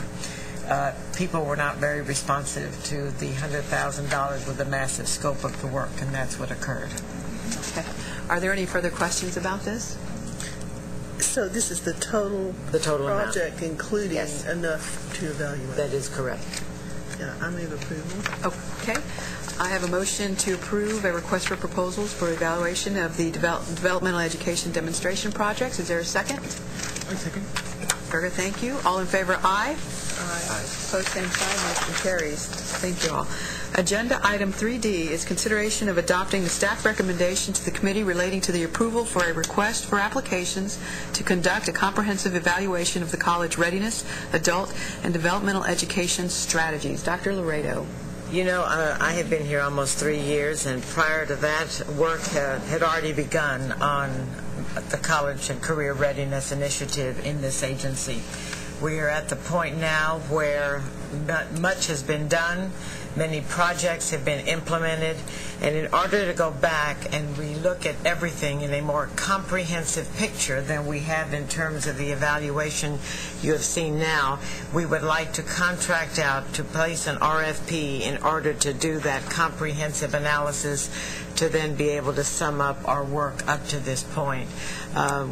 We are going into a pretty tight legislative session, and so whatever money is allowed to return to our agency in terms of our work, whatever we do will have to be very specific based on what we know is actually working in order to support our institutions to move forth with college and career readiness. So this is a comprehensive evaluation. It's not just a small evaluation of all of the work that's been... As it breaks down the silos, it's looking at how these various efforts interact together. Have come together. I mean, I almost envision the programs being put in line of the pipeline, so to speak, and saying who's affecting what and when. When you've looked at P16, and as you look at it today, and you look at our three major components, is how has all that come together? How has it affected change? And where it's not affecting change, and we need to know that. Okay. Are there any questions? That'd be very interesting work. And it's not going to be hard to get this done timely? No, I don't think. But it won't be difficult if we contract out. We could not do it with the staff. There's just no way that Susan Brown's area could not take this on. Sure. Okay. May I have a motion to adopt the staff recommendation to the committee relating to the approval for a request for applications to conduct a comprehensive evaluation of the college readiness, adult, and developmental education strategies? Dr. Golden? Motion. Second. Durga. Thank you all very much. All in favor, aye. Aye. Opposed, same sign. Motion carries. Wonderful. Agenda item 3E, consideration of adopting the staff recommendation to the committee relating to the fourth report on the timely graduation incentive pilot project. Dr. Catherine, I always mess up. Parsenalt? I always mess it up. Good faith try. You know, sorry. It'll be a new year next year, and I'll be able to rip it off. Parsons say no to you. Okay, then. No. Thank you, David. Very good. I'm just going to respell it. Okay. Senior Education Specialist, please take it away. This is not an item where you have to vote to spend any money, so that's, I think, the only one this morning. This is the fourth annual report on the Timely Graduation Incentive Pilot Project, and we are required to make an annual report every year through 2013, as required in the statute. The pilot project began in 2006, and so with this 2009-10 academic year that just recently concluded, we began to see the graduation of students who had retained eligibility under the terms of their contracts throughout all 4 years of their enrollment. And I can tell you that early results seem very promising. Both Texas Tech University and the University of Houston have participated in this pilot project since the beginning, and they are both showing graduation rates for pilot project contracted students that significantly surpass their 4-year graduation rates for all students who entered college at the same time as students in the cohort. We have 5 institutions, 1 community college, and 4 universities that are currently participating, but only Texas Tech and University of Houston began the pilot project at the initial year. University of Texas at Tyler came in 2007, and UTSA came in 2008. So we're still waiting for results from them as students will begin to graduate next year and the following year. But so far, so good. Seems to be a very positive outcome. And I'd be happy to answer any questions. Dr. Golden. Could you give me, just in a nutshell, just what kind of impact you're saying it's having an impact on those 2 institutions? Can you, as compared to their cohorts that are not participating in this program? Sure. Could you give me some kind of percentage in terms of what kind of impact? Of course, this is what you've stated as the first year that we've seen the graduation of those students that initially began in the program. Do we see a 10% increase in graduation rates? I mean, it may be right here in front of me, but could you give me a idea? It's in the report, but I'd be happy to extract it. For the University of Houston, their four-year graduation rate for all students who entered fall 2006 through that academic year, spring 2007, is 16%, but the graduation rate for students who contracted through the pilot project is 37%, which is almost double the four-year rate. At Texas Tech University, all entering students for fall 2006, spring 2007, that graduation rate is 37%, but for the pilot project cohort, the graduation rate is 47%, which is a 10% increase. So we think that's pretty significant. As though it makes even more difference at an institution that has more students living at home and very possibly has a large number of community students. Yeah. Also, I think this pilot project has allowed the institutions to implement a wide variety of incentives. The original legislation suggested examples of incentives, for example, a year's membership in the Alumni Association or free tickets to a football game.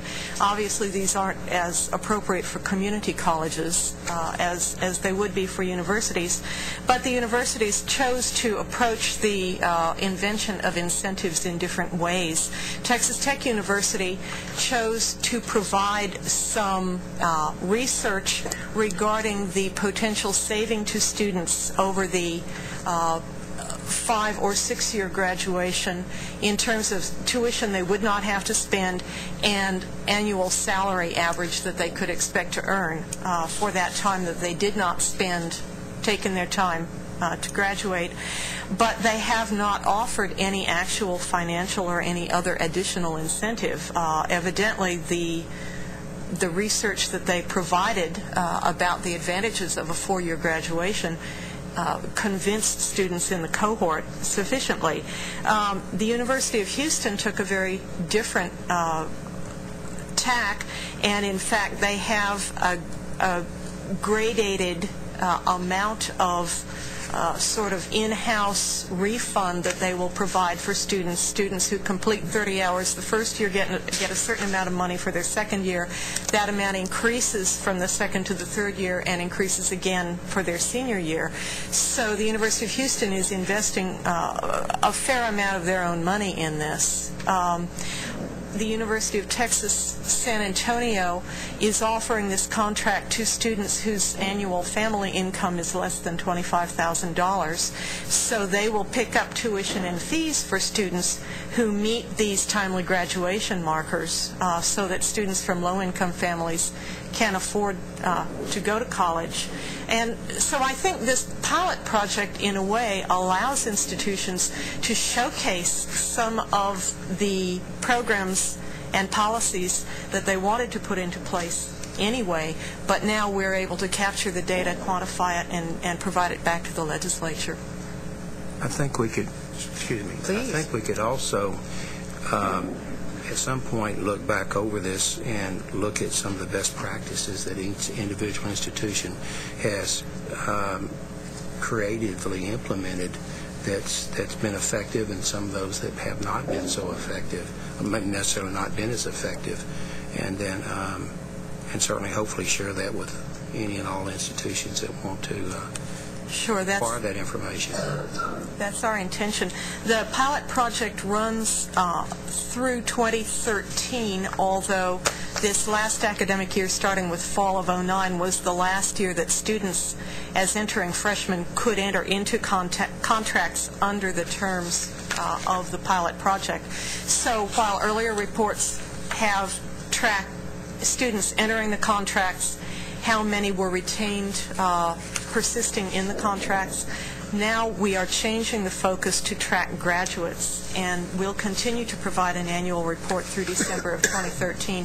At that time, I think we'll be able to do exactly what you're suggesting and ask the institutions for their thoughts on best practices that we could hold up to public account. I think we're also seeing some of the effects of, particularly among these emerging research institutions, and I think they're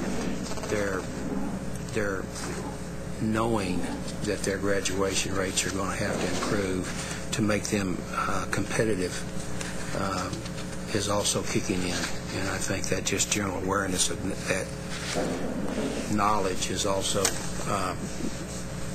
impacting these graduation rates. Right. That's my opinion, Any which is other- positive. Good. I mean, that may have more to do with it than anything else, or at least a lot to do with it. Very good. Any other questions or comments? Okay. May I have a motion to adopt the staff recommendation to the committee relating to the fourth report on the timely graduation incentive pilot project? Dr. Golden, second. Thank you, Dr. Phillips. Any other questions for Dr. Parsono? I'm all French. Okay. Hearing none, all in favor, aye? Aye. Opposed, same sign. Motion carries. Thank you very much. Agenda item 3F is consideration of adopting the staff recommendation to the committee to fund a contract relating to Phase 2 of the Accelerated Development and Education projects. Dr. Clunas, you can come speak to us about this. Dr. Clunas has been working very, very hard and fast with Dead in the last No week. kidding. Good morning. Good morning. The coordinating board staff seeks approval to fund two contracts of $75,000 each for Phase 2 of the Accelerated Developmental Education Math Initiative. We reviewed Phase 1 evaluation data. We conducted site visits.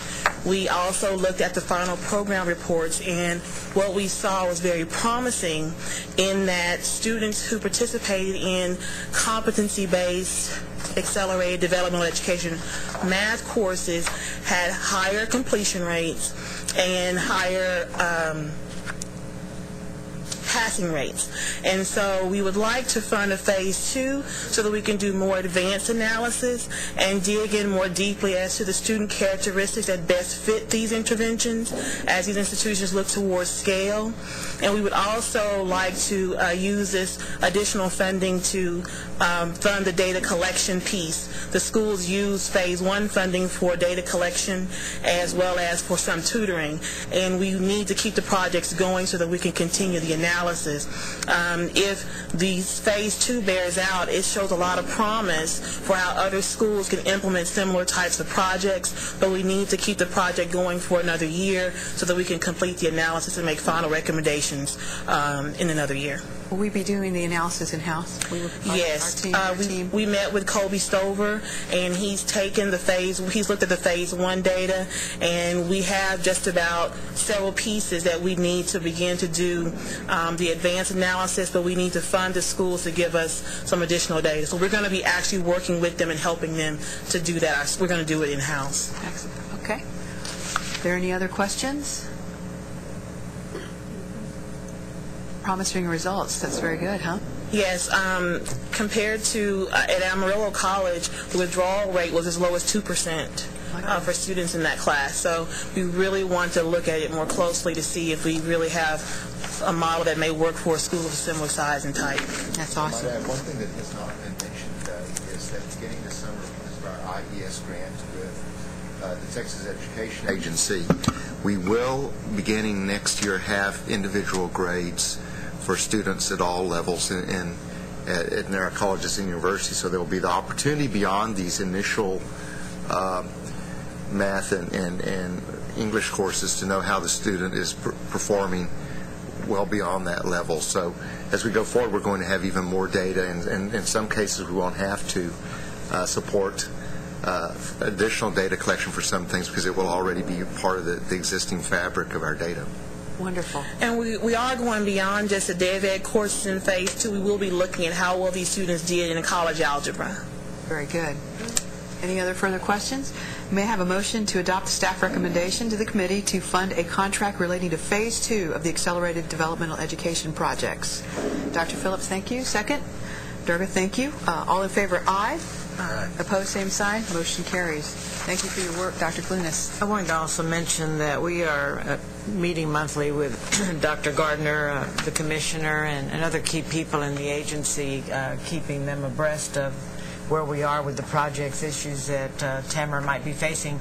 And prior to your January meeting, there will be a big DevEd meeting that Tamara is hosting for 3 days that will be bringing the sites in and focusing on very particular topics, especially those that we are evaluating. So we'll have more to report to you at your next meeting. Wonderful. I hope y'all don't have to have the elephant that's in the room kicking that bucket at that meeting.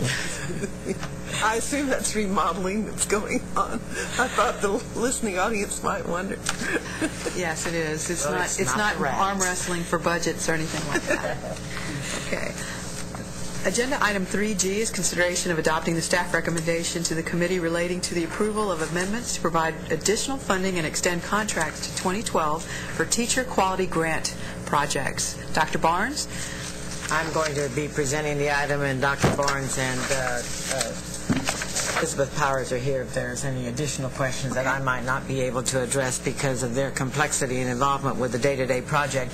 But currently, 2-year grants were approved by you in April of 2009, and some were amended this past April of 2010.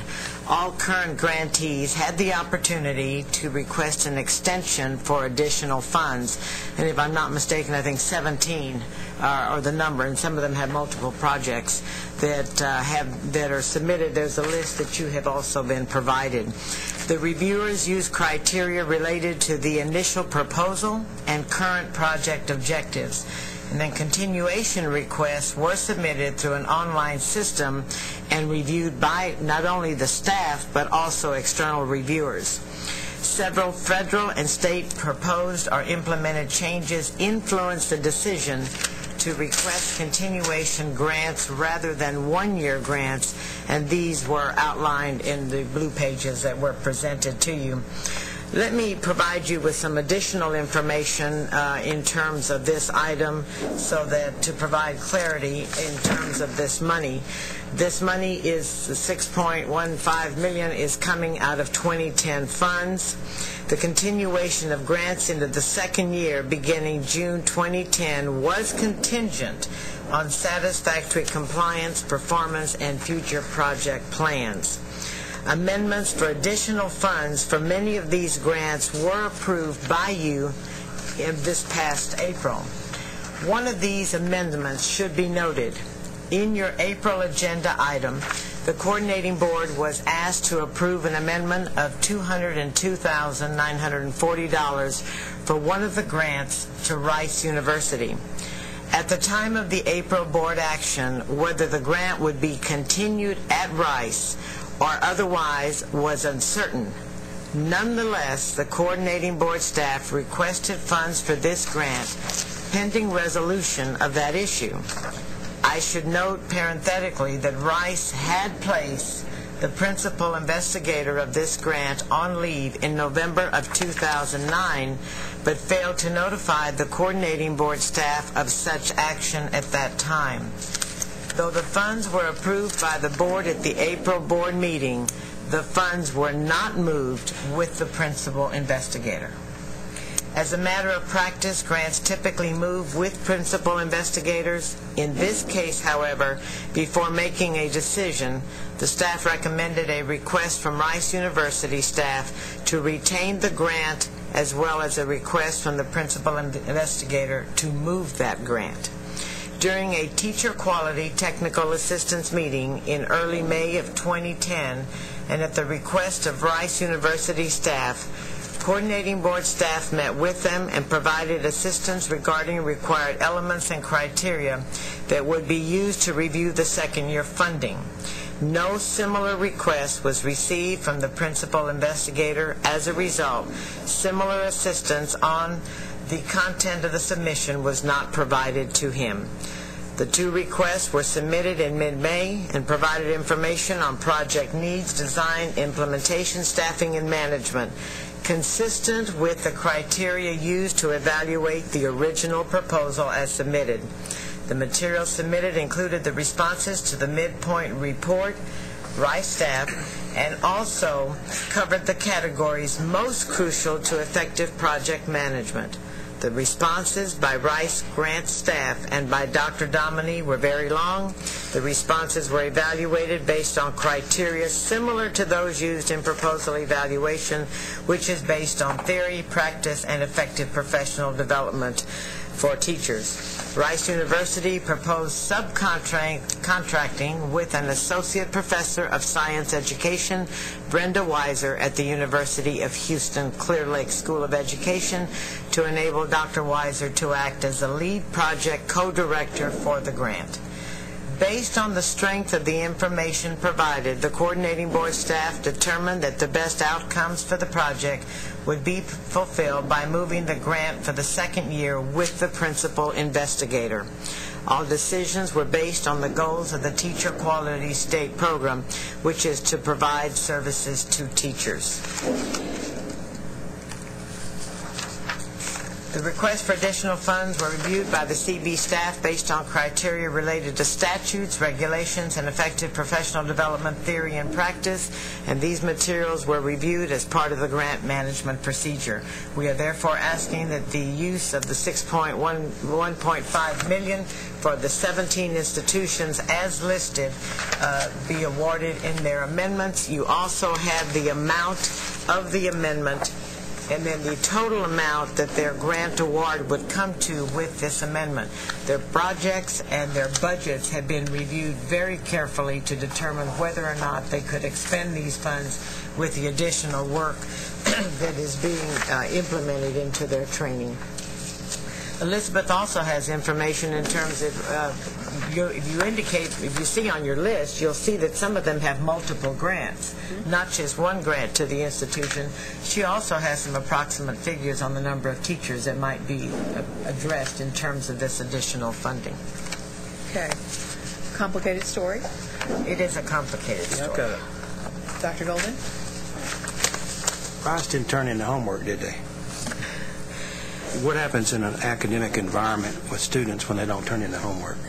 They get an F, right? I don't know all the details, but it seems like we may have a double standard that we're and maybe I'm commenting out of turn, but you know, the principal investigator was at Rice, right? Yes, sir. Okay. He or she, for whatever reason, seemed like they just kind of disappeared. And that's no really business of ours what Rice does with their faculty, but because that principal investigator didn't turn in, quote, their homework, that's the reason we're hearing this matter today. Is that correct? Well, you're hearing it because we wanted to provide clarity to what had occurred in terms of when we awarded that amendment so that you would know, so we would be transparent in what was done and what we knew at the time when we came to you. Well, at the time of the April board meeting, that we felt that the staff should have made clear that there was some uncertainty regarding this particular project. That wasn't done. We're still having some ongoing discussions with Rice, but we thought that would have been concluded by now. But given it has not, we felt it important to go on and put this before you to know what had happened. We have not had the opportunity to speak with program people at Rice. We've talked with their lawyers. We've offered for them to come forward and have a meeting with us. Have chosen not to do that at this point. Well, you know, I hate to interrupt, but this is unprofessional for them to be acting in this manner with substantial amounts of monies that's been allocated to help students. And I don't understand why we should even give Rice the time of day at this point, unless y'all can tell me why. What happened is we approved this program to Rice, and now we're just being informed that after a lot of things went on, it's going with the principal investigator to the U of H. To clarify that what we voted for is now at the U of H. I understand that. Correct. Let me also make it known that the additional funds that were approved by you in April for Rice have not moved with the principal investigator. So Rice didn't have our money, right? Rice has money for some from projects right now, which are being implemented very effectively. That was one project that was moved. They still have other projects at their institution. That's why they're on this list. That's why they're on this list. These other projects here are not in a negative question. They are doing well. They've done excellent work, and I think that's important to note, is that the grants are made to the principal investigators, and the evaluations are done based upon the success of that project. There had been good evaluations of this project that we were discussing with the PI in question. The other projects that are here, I understand, have done extremely well. Rice has done a great job on the PIs have done a great job with these other efforts. It's important, we believe, that they continue to be supported. I should say that over the years you will find that out of the thousands of grants that the Coordinating Board has awarded, that you will occasionally have an issue with one here or there, and they're dealt with. And this one, the question was, because at the time the staff was trying to be sure that the sufficient dollars were made available for the grants to go forward and to serve the teachers that were involved. This was taken before the board, and I've forgotten how many there were, 30, 40 of these. But this one should have been noted as that there could be some change, and we're wanting to make sure you know about that. We want to make sure you know that additional $200,000 did not follow the grant as a result of that. And as we go forward, that money will be allocated through our regular funding process, and we don't know where those particular dollars will end up. They're just part of the overall pot of dollars. So there isn't really, Dr. Golden, any question about Rice's ability to address this. It is typical that when a PI leaves that we would be informed. We don't know why that happened. But otherwise, we've had very good experience with these grants at Rice, ARP grants at Rice.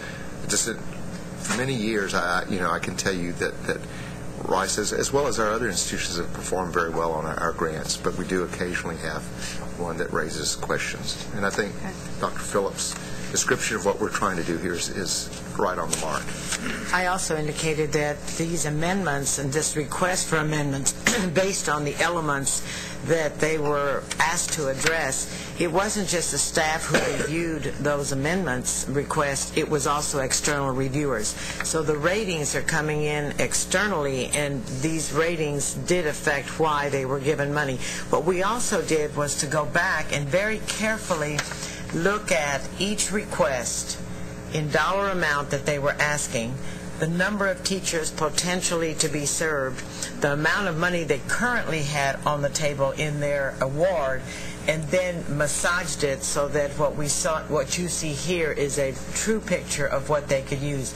But there is no question in our minds as staff, based on the external review and the internal review that has taken place, that these institutions are not delivering quality programs. And let me clarify that the request from Rice and University of Houston in terms of whether the dollars would move forward or not was not reviewed by external reviewers.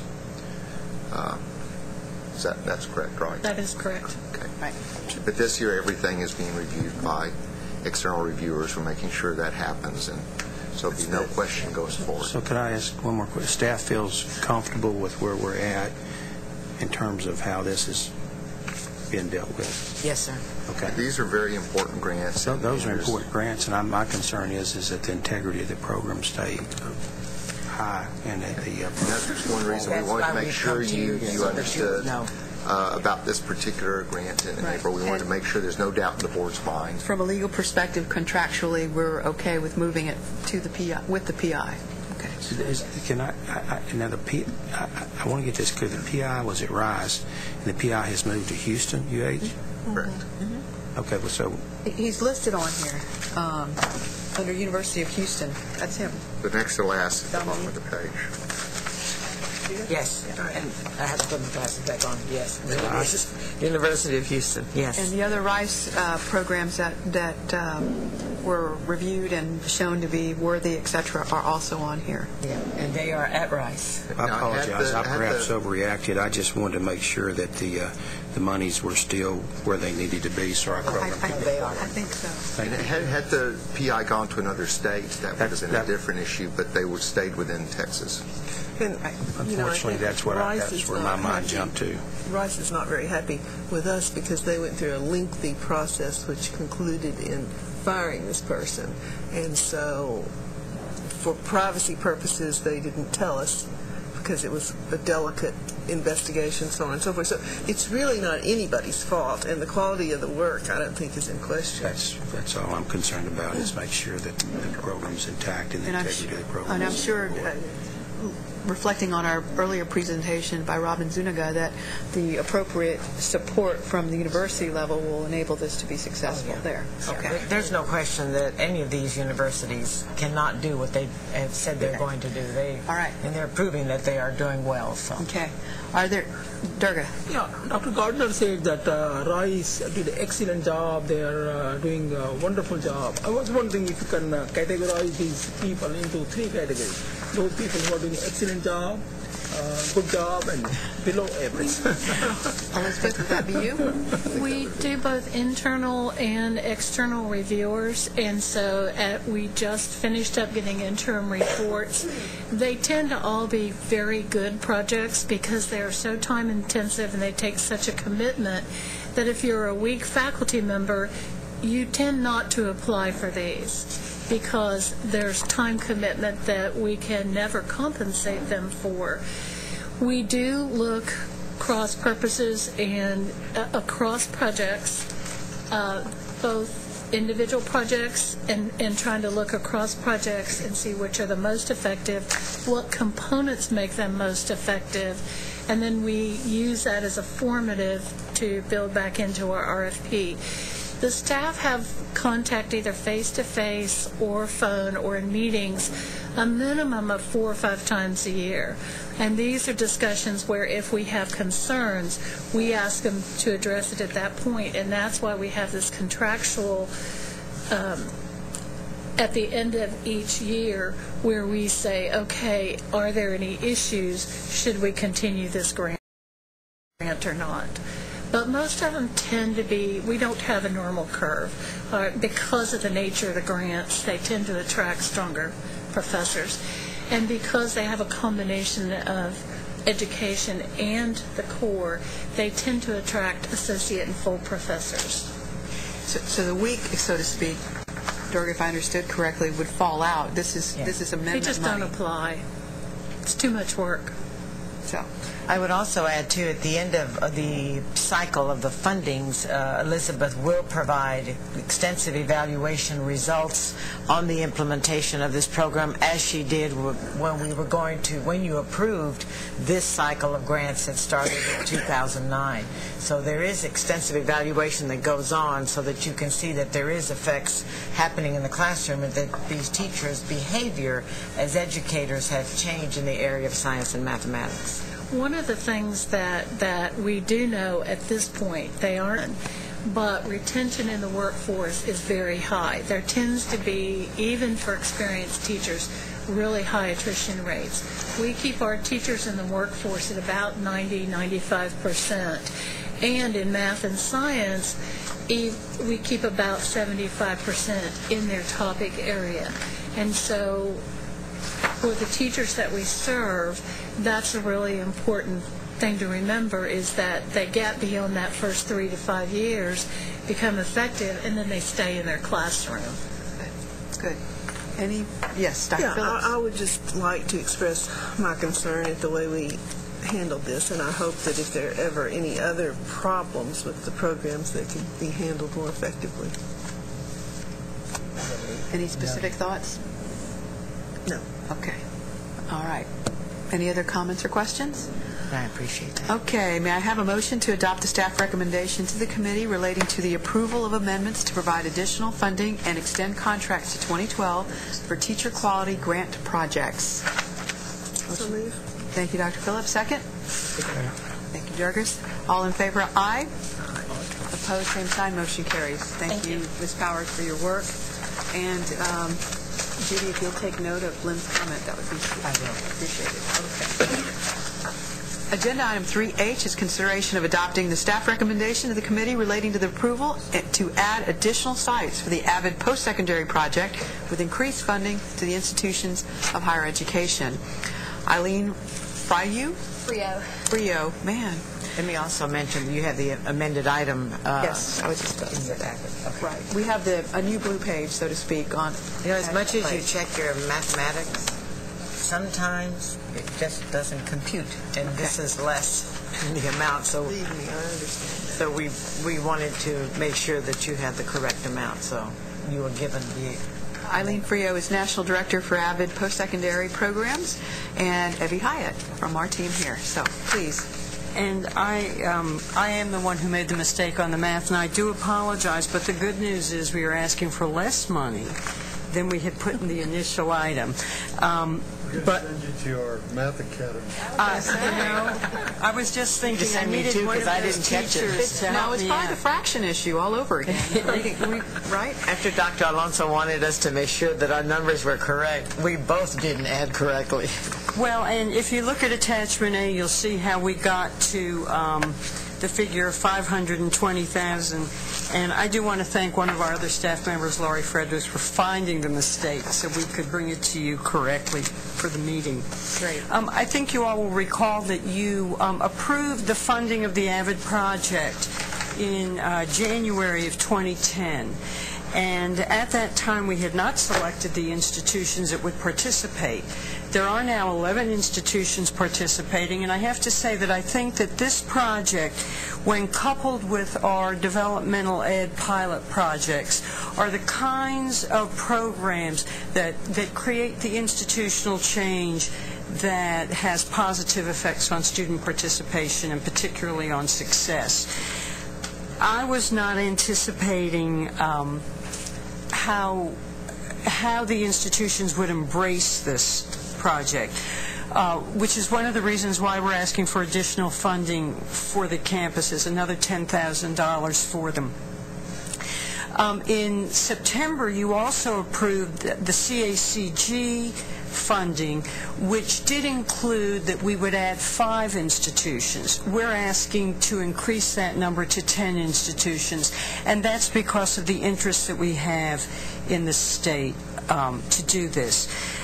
There would be, and I think that this is a wonderful thing about the project, we're funding all types of institutions. We have universities, community colleges, technical colleges, and some of the private historically black institutions. So right now it is a very comprehensive project. We expect that to continue if you approve this item. And Eileen Frio will be able to give you some of the very positive early evaluation results. Eileen, welcome. Thank you. We have done some early research and evaluation of the projects. The schools began working with us in June when they came to a summer institute for 5 days in Dallas. They were required to send 8 people from each institution, and most sent 10 to 14, and they paid for the additional people to attend. Since then, we've been on all 11 campuses. Their contract requires that we provide 4 days of professional development and 4 days of planning and coaching for each institution, so we're about halfway through that. Their focus this first year has been on planning the first-year seminar they will implement next year and the learning community that will go along with that, as well as how they'll identify the cohort students.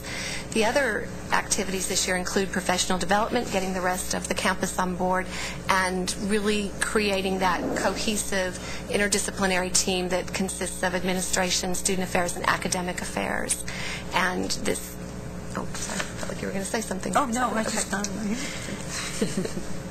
To see where everybody was at this point, we did administer a self-reporting evaluation form to the institutions around the 5 essentials or the critical components of implementation, which are leadership, the interdisciplinary team, professional development, the first-year experience, and beyond program, and then research and data collection. So what you have, I believe, you have a draft or a report of how that came out. So far, we've provided professional development to over 600 faculty members, and I guess their biggest complaint on the evaluation is that the sessions are not long enough, and when can we come back? So we've been very overwhelmed by the positive response. What we're doing with the faculty is working with high engagement practices that they can put in place in their classrooms to improve student success, retention, and performance, and they're feeling that those are very successful. Their self-assessment was around the 5 essentials, and so with leadership, we had very positive responses. We've been on all of the campuses and met with the presidents and the provosts on all of the campuses. They've been very accessible to us, and the majority of them are actively involved in that planning team. A number of them did attend Summer Institute as well. Their planning team does meet, most of them monthly, some bi-weekly. And does include people from all parts of the institution. And for many of the institutions, this was the first time they brought all of the stakeholders together on a regular basis. So they're building that type of a camaraderie and how to leverage their services more effectively, especially in these tight financial times. We asked them what their challenges were as well, what their successes were and their challenges. So for leadership, some of the challenges do involve resources and personnel. While the Higher Education Coordinating Board did provide some funding, some partial funding for the services, many of the institutions have gone above and beyond and hired additional personnel to support the first-year students in their attempt to help the students persist.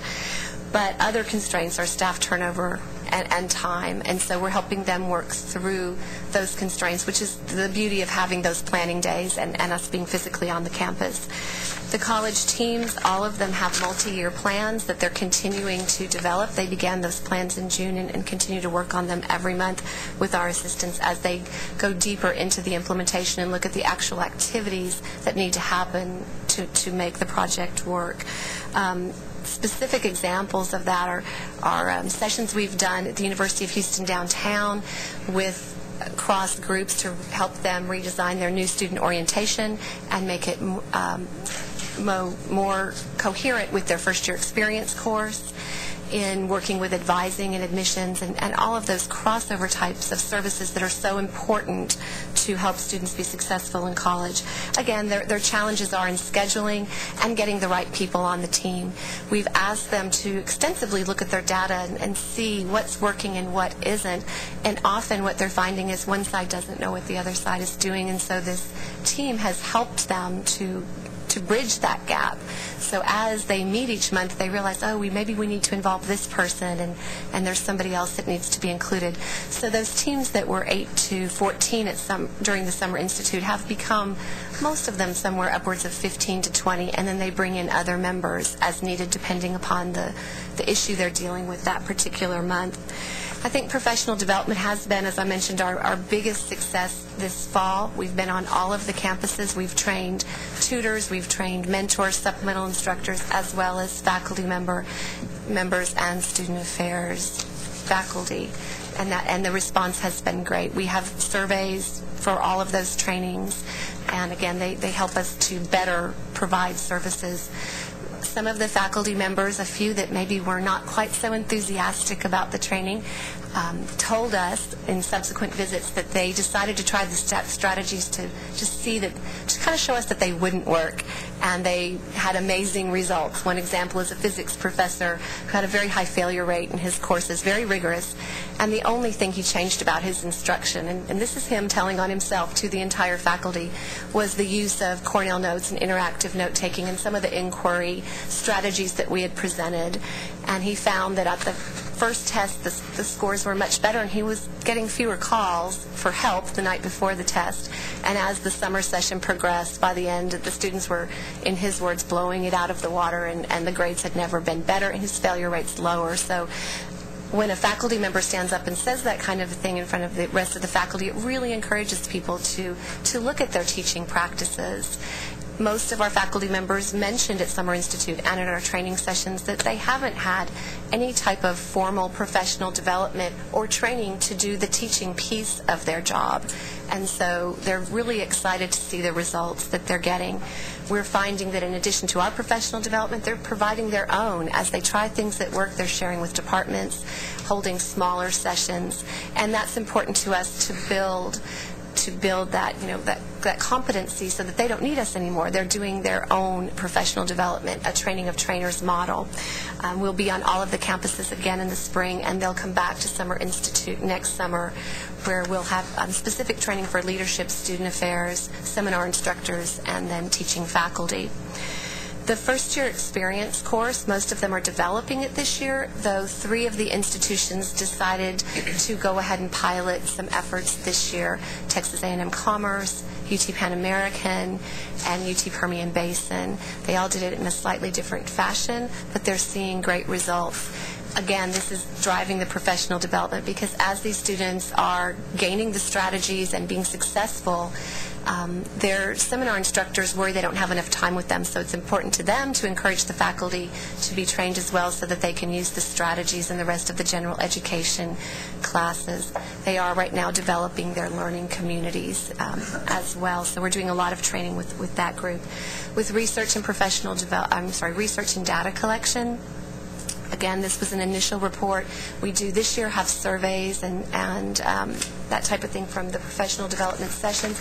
We'll begin collecting more quantitative data in the fall as they identify the cohorts that they're going to directly serve, and we begin to look at the persistence, success, and then ultimate completion of those groups.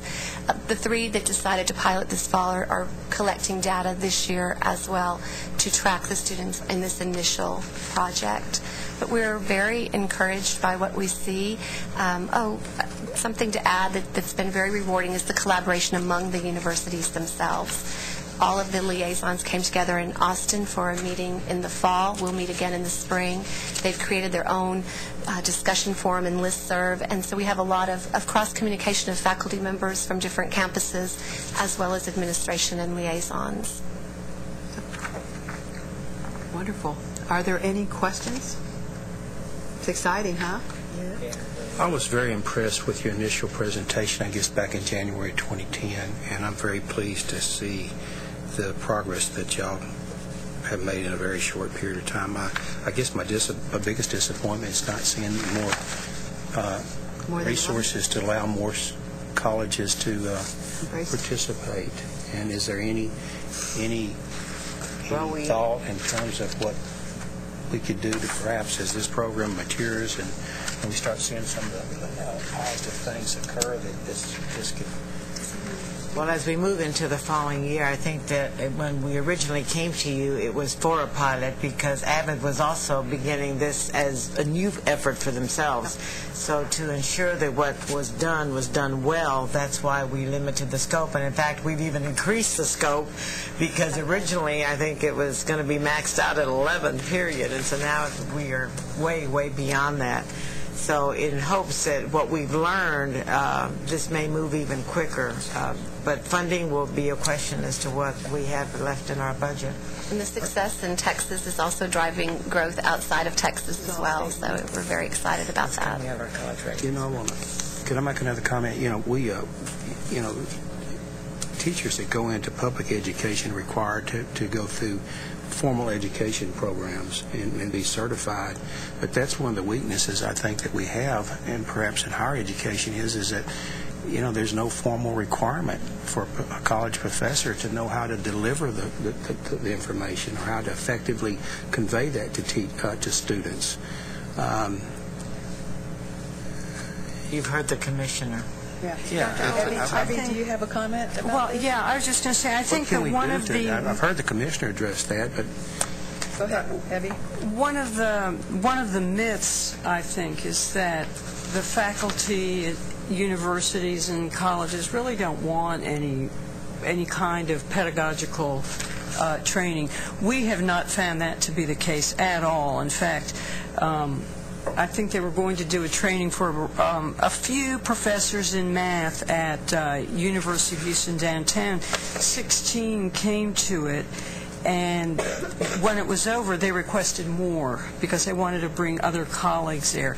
So I think what we've seen is that this may be a way that we can be introducing the kind of training that you're talking about to a much wider audience than we ever anticipated. I also just want to say that Eileen is the only person on Avid who is she is the post-secondary department right now. Until next month. She's helpful. And I think that's one of the reasons why we're trying to work with Avid to make certain that we don't expand the program to the point where they can't continue to provide the level and the quality of services that they've been providing so far. So we'll start with 10, but we may be back to you in a few months with more. So. I just can't leave this alone right now because I've heard what the commissioner says, and I feel so strongly that we can improve the success rate and the graduation rates, and the list goes on and on, when we more effectively do a better job in the classroom and teaching. Sounds like a public ed situation, too. And we're grappling with all these closing the gap issues and all these issues, and we're a large, or at least part of the problem does lie in the fact that we can do a better job in conveying that material and more effectively teaching students in the classroom. I think David has a comment about that as well. Yeah, and I'm not necessarily being critical. I'm just saying I wish we could zero in more on that. Yeah, and what I'd like to add is that right now, McGregor's group has developed some online materials, essentially faculty development materials in terms of critical thinking and some teaching critical thinking and some other things. The commissioner has asked us to begin to prepare a statewide meeting next year specifically on faculty teaching and issues related to faculty teaching, to bring in some of the best experts, some of the things that are going on in the state, because there are things going on currently, and to begin to focus in on those to provide better understanding to people that are out there in terms of some of the things we have in place already that just aren't adequately disseminated. So the commissioner has not just talked about this, but he's conveyed to us that we need to do more follow-up, and you'll be hearing more about that as we go forward. We've got a great deal of planning to do on that at this point, but we agree it's important. Dr. Golden, also, too, as we look at closing the gaps, this program particularly, when you look at our time frame and the number of students in our state, as we look at the number of faculty that this program is impacting, but also the number of students in that first year of implementation when it's affecting the classroom and students, it's got the potential to tap 10,000 of an entering freshman class, which is huge in comparison. So this program is going to be watched very carefully, because the use of funds, if this is moving in the continuum that it is, could have a tremendous impact in that success factor of students. I really don't want to, I'm sitting here saying I wish we could make this get big and grow fast. But having said that, we want it to be successful, because it is a pilot program and we're watching how effective this is. The worst thing that could happen is our numbers not look good. We want, if it is a good program, which it appears as if it is, then we want we want our data to reflect that if we can effectively make teachers more effective in how they teach in the classroom, then our success rates go up and our graduation rates goes up, our course completion rate goes up, on and on and on. You guys with me? Yes. Sure. Dr. Phillips, did you have a comment? I have a question for Eileen. Has this been done, or are you thinking about a version of AVID for developmental ed? Well, it fits very well with developmental ed, and so on most of our institutions, as they're developing the learning communities for we're asking them to really dig into their data and look at who are they losing and what do those students have in common, so that maybe if we did something for them right when they came, they would stay.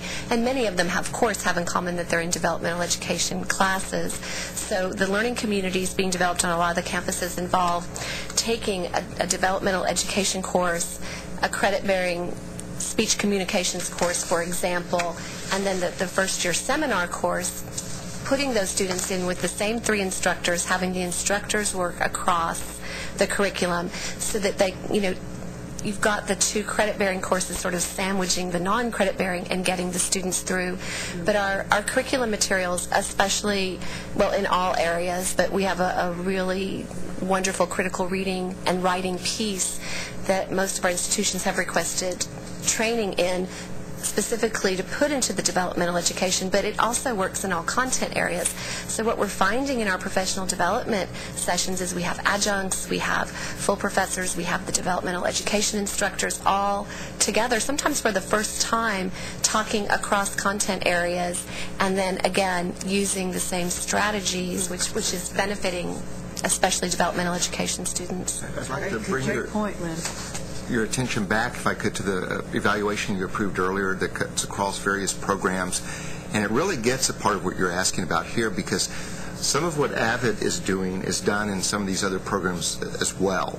And so what we're trying to get at is those core elements, that whether it's developmental ed, whether it's freshmen, a number of things that need to be in place regardless. And we are going to get at part of that because, as you were describing some of the things about AVID, I know some of these things have been in place in some of the bridge programs.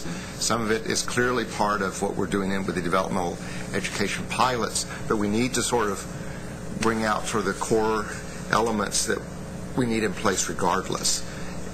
And I think we're going to have a lot more information on that as we go forward. Laredo, I'm sorry. I was just going to say, I was going to ask Eileen to mention the fact of AVID being approached by teacher prep. We do have a second post-secondary initiative with two of our Texas colleges, University of Texas at Arlington, which is not part of this original group, and then the University of Texas of the Permian Basin to impact teacher preparation. So we're developing that model with them, and then UC Davis in California to impact methods courses, early field experiences, student teaching, and ultimately follow forward induction support for the first 2 years of teaching. We'll begin services at UT Permian Basin and in Arlington this spring.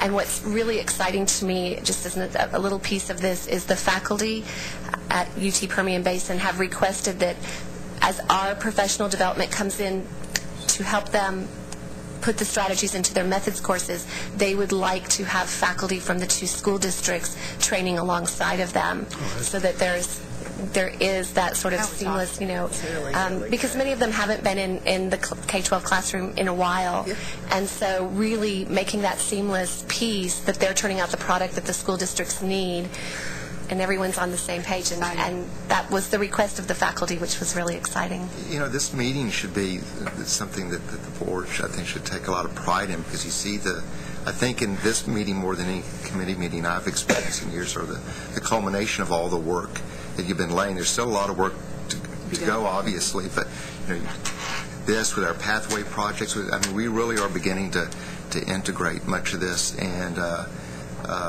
that's why the evaluation is going to be so key, and we can see the whole thing from beginning to end, down the pipeline. It's going to be wonderful. Are there any further questions? Real exciting stuff here. They talk about systemic change. And Evie, when you mention institutional change, you are talking about not just programmatic, it comes, it goes, but truly embedded in this, as everybody's been using, in the fabric of the institution. I think that what Eileen said about the academic affairs and the student services components sort of being on opposite sides of campuses, this really brings them together, and they realize how they can work on, for example, service learning projects that are integrated into the academic program. It's been a very exciting and difficult thing. This is really institutional change, and it's a hard thing to do.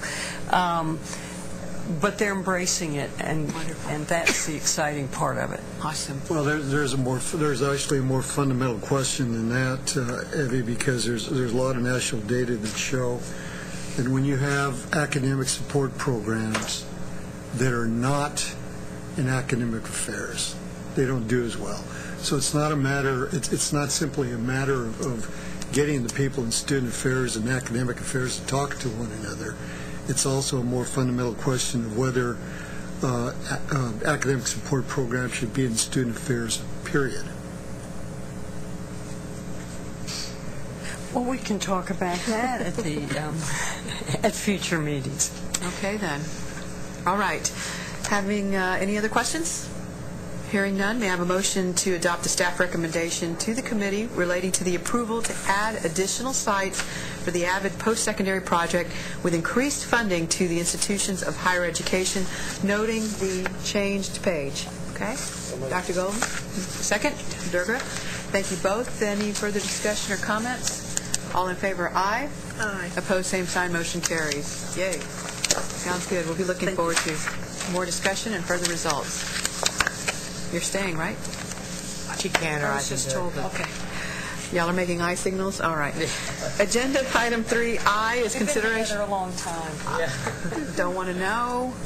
Agenda item 3I is consideration of adopting the staff recommendation to the committee relating to grants to regional college readiness special advisors to fund regional and statewide projects.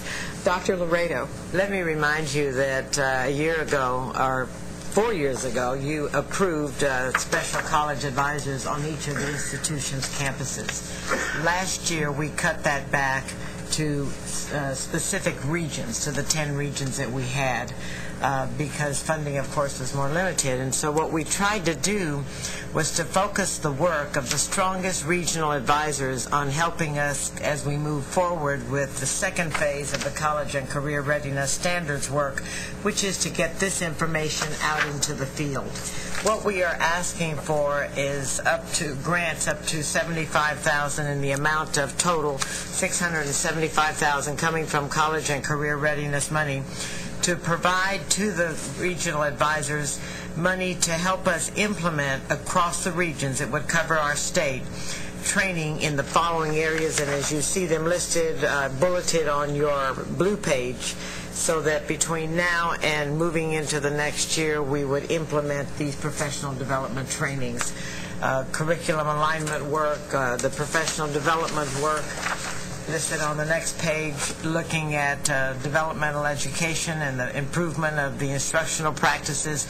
So this is the professional development side that we would like those advisors to be able to implement training sessions for. These are small awards, and they will have to submit their design of which area they will be focusing on. Okay. Are there any questions about this? I move approval. Okay. There's been a motion to approve, to adopt the staff recommendation of the committee relating to grants to regional college readiness special advisors to fund regional and statewide projects. Is there a second? Ms. Durga, thank you. Any comments or questions? All in favor, aye. Opposed, same sign. Motion carries. Wonderful. Let me also add to the funds that will be awarded will go to the institution where the regional advisor is. Located. It is not given to a... And if they move, will they? No, that money stays at the institution. Okay. All right. This money will stay with the institution. Okay. All right. Agenda item 4 is lunch. We don't have to take any action except eat. Okay. Agenda item 5 is adjournment. May I have a motion to adjourn? So moved. Second. Thank you, Durga. All in favor, aye? Aye. Opposed, motion. Pretty good. Same sign. Motion carries. Yay. Hey, you beat your... My estimate. Broke the record.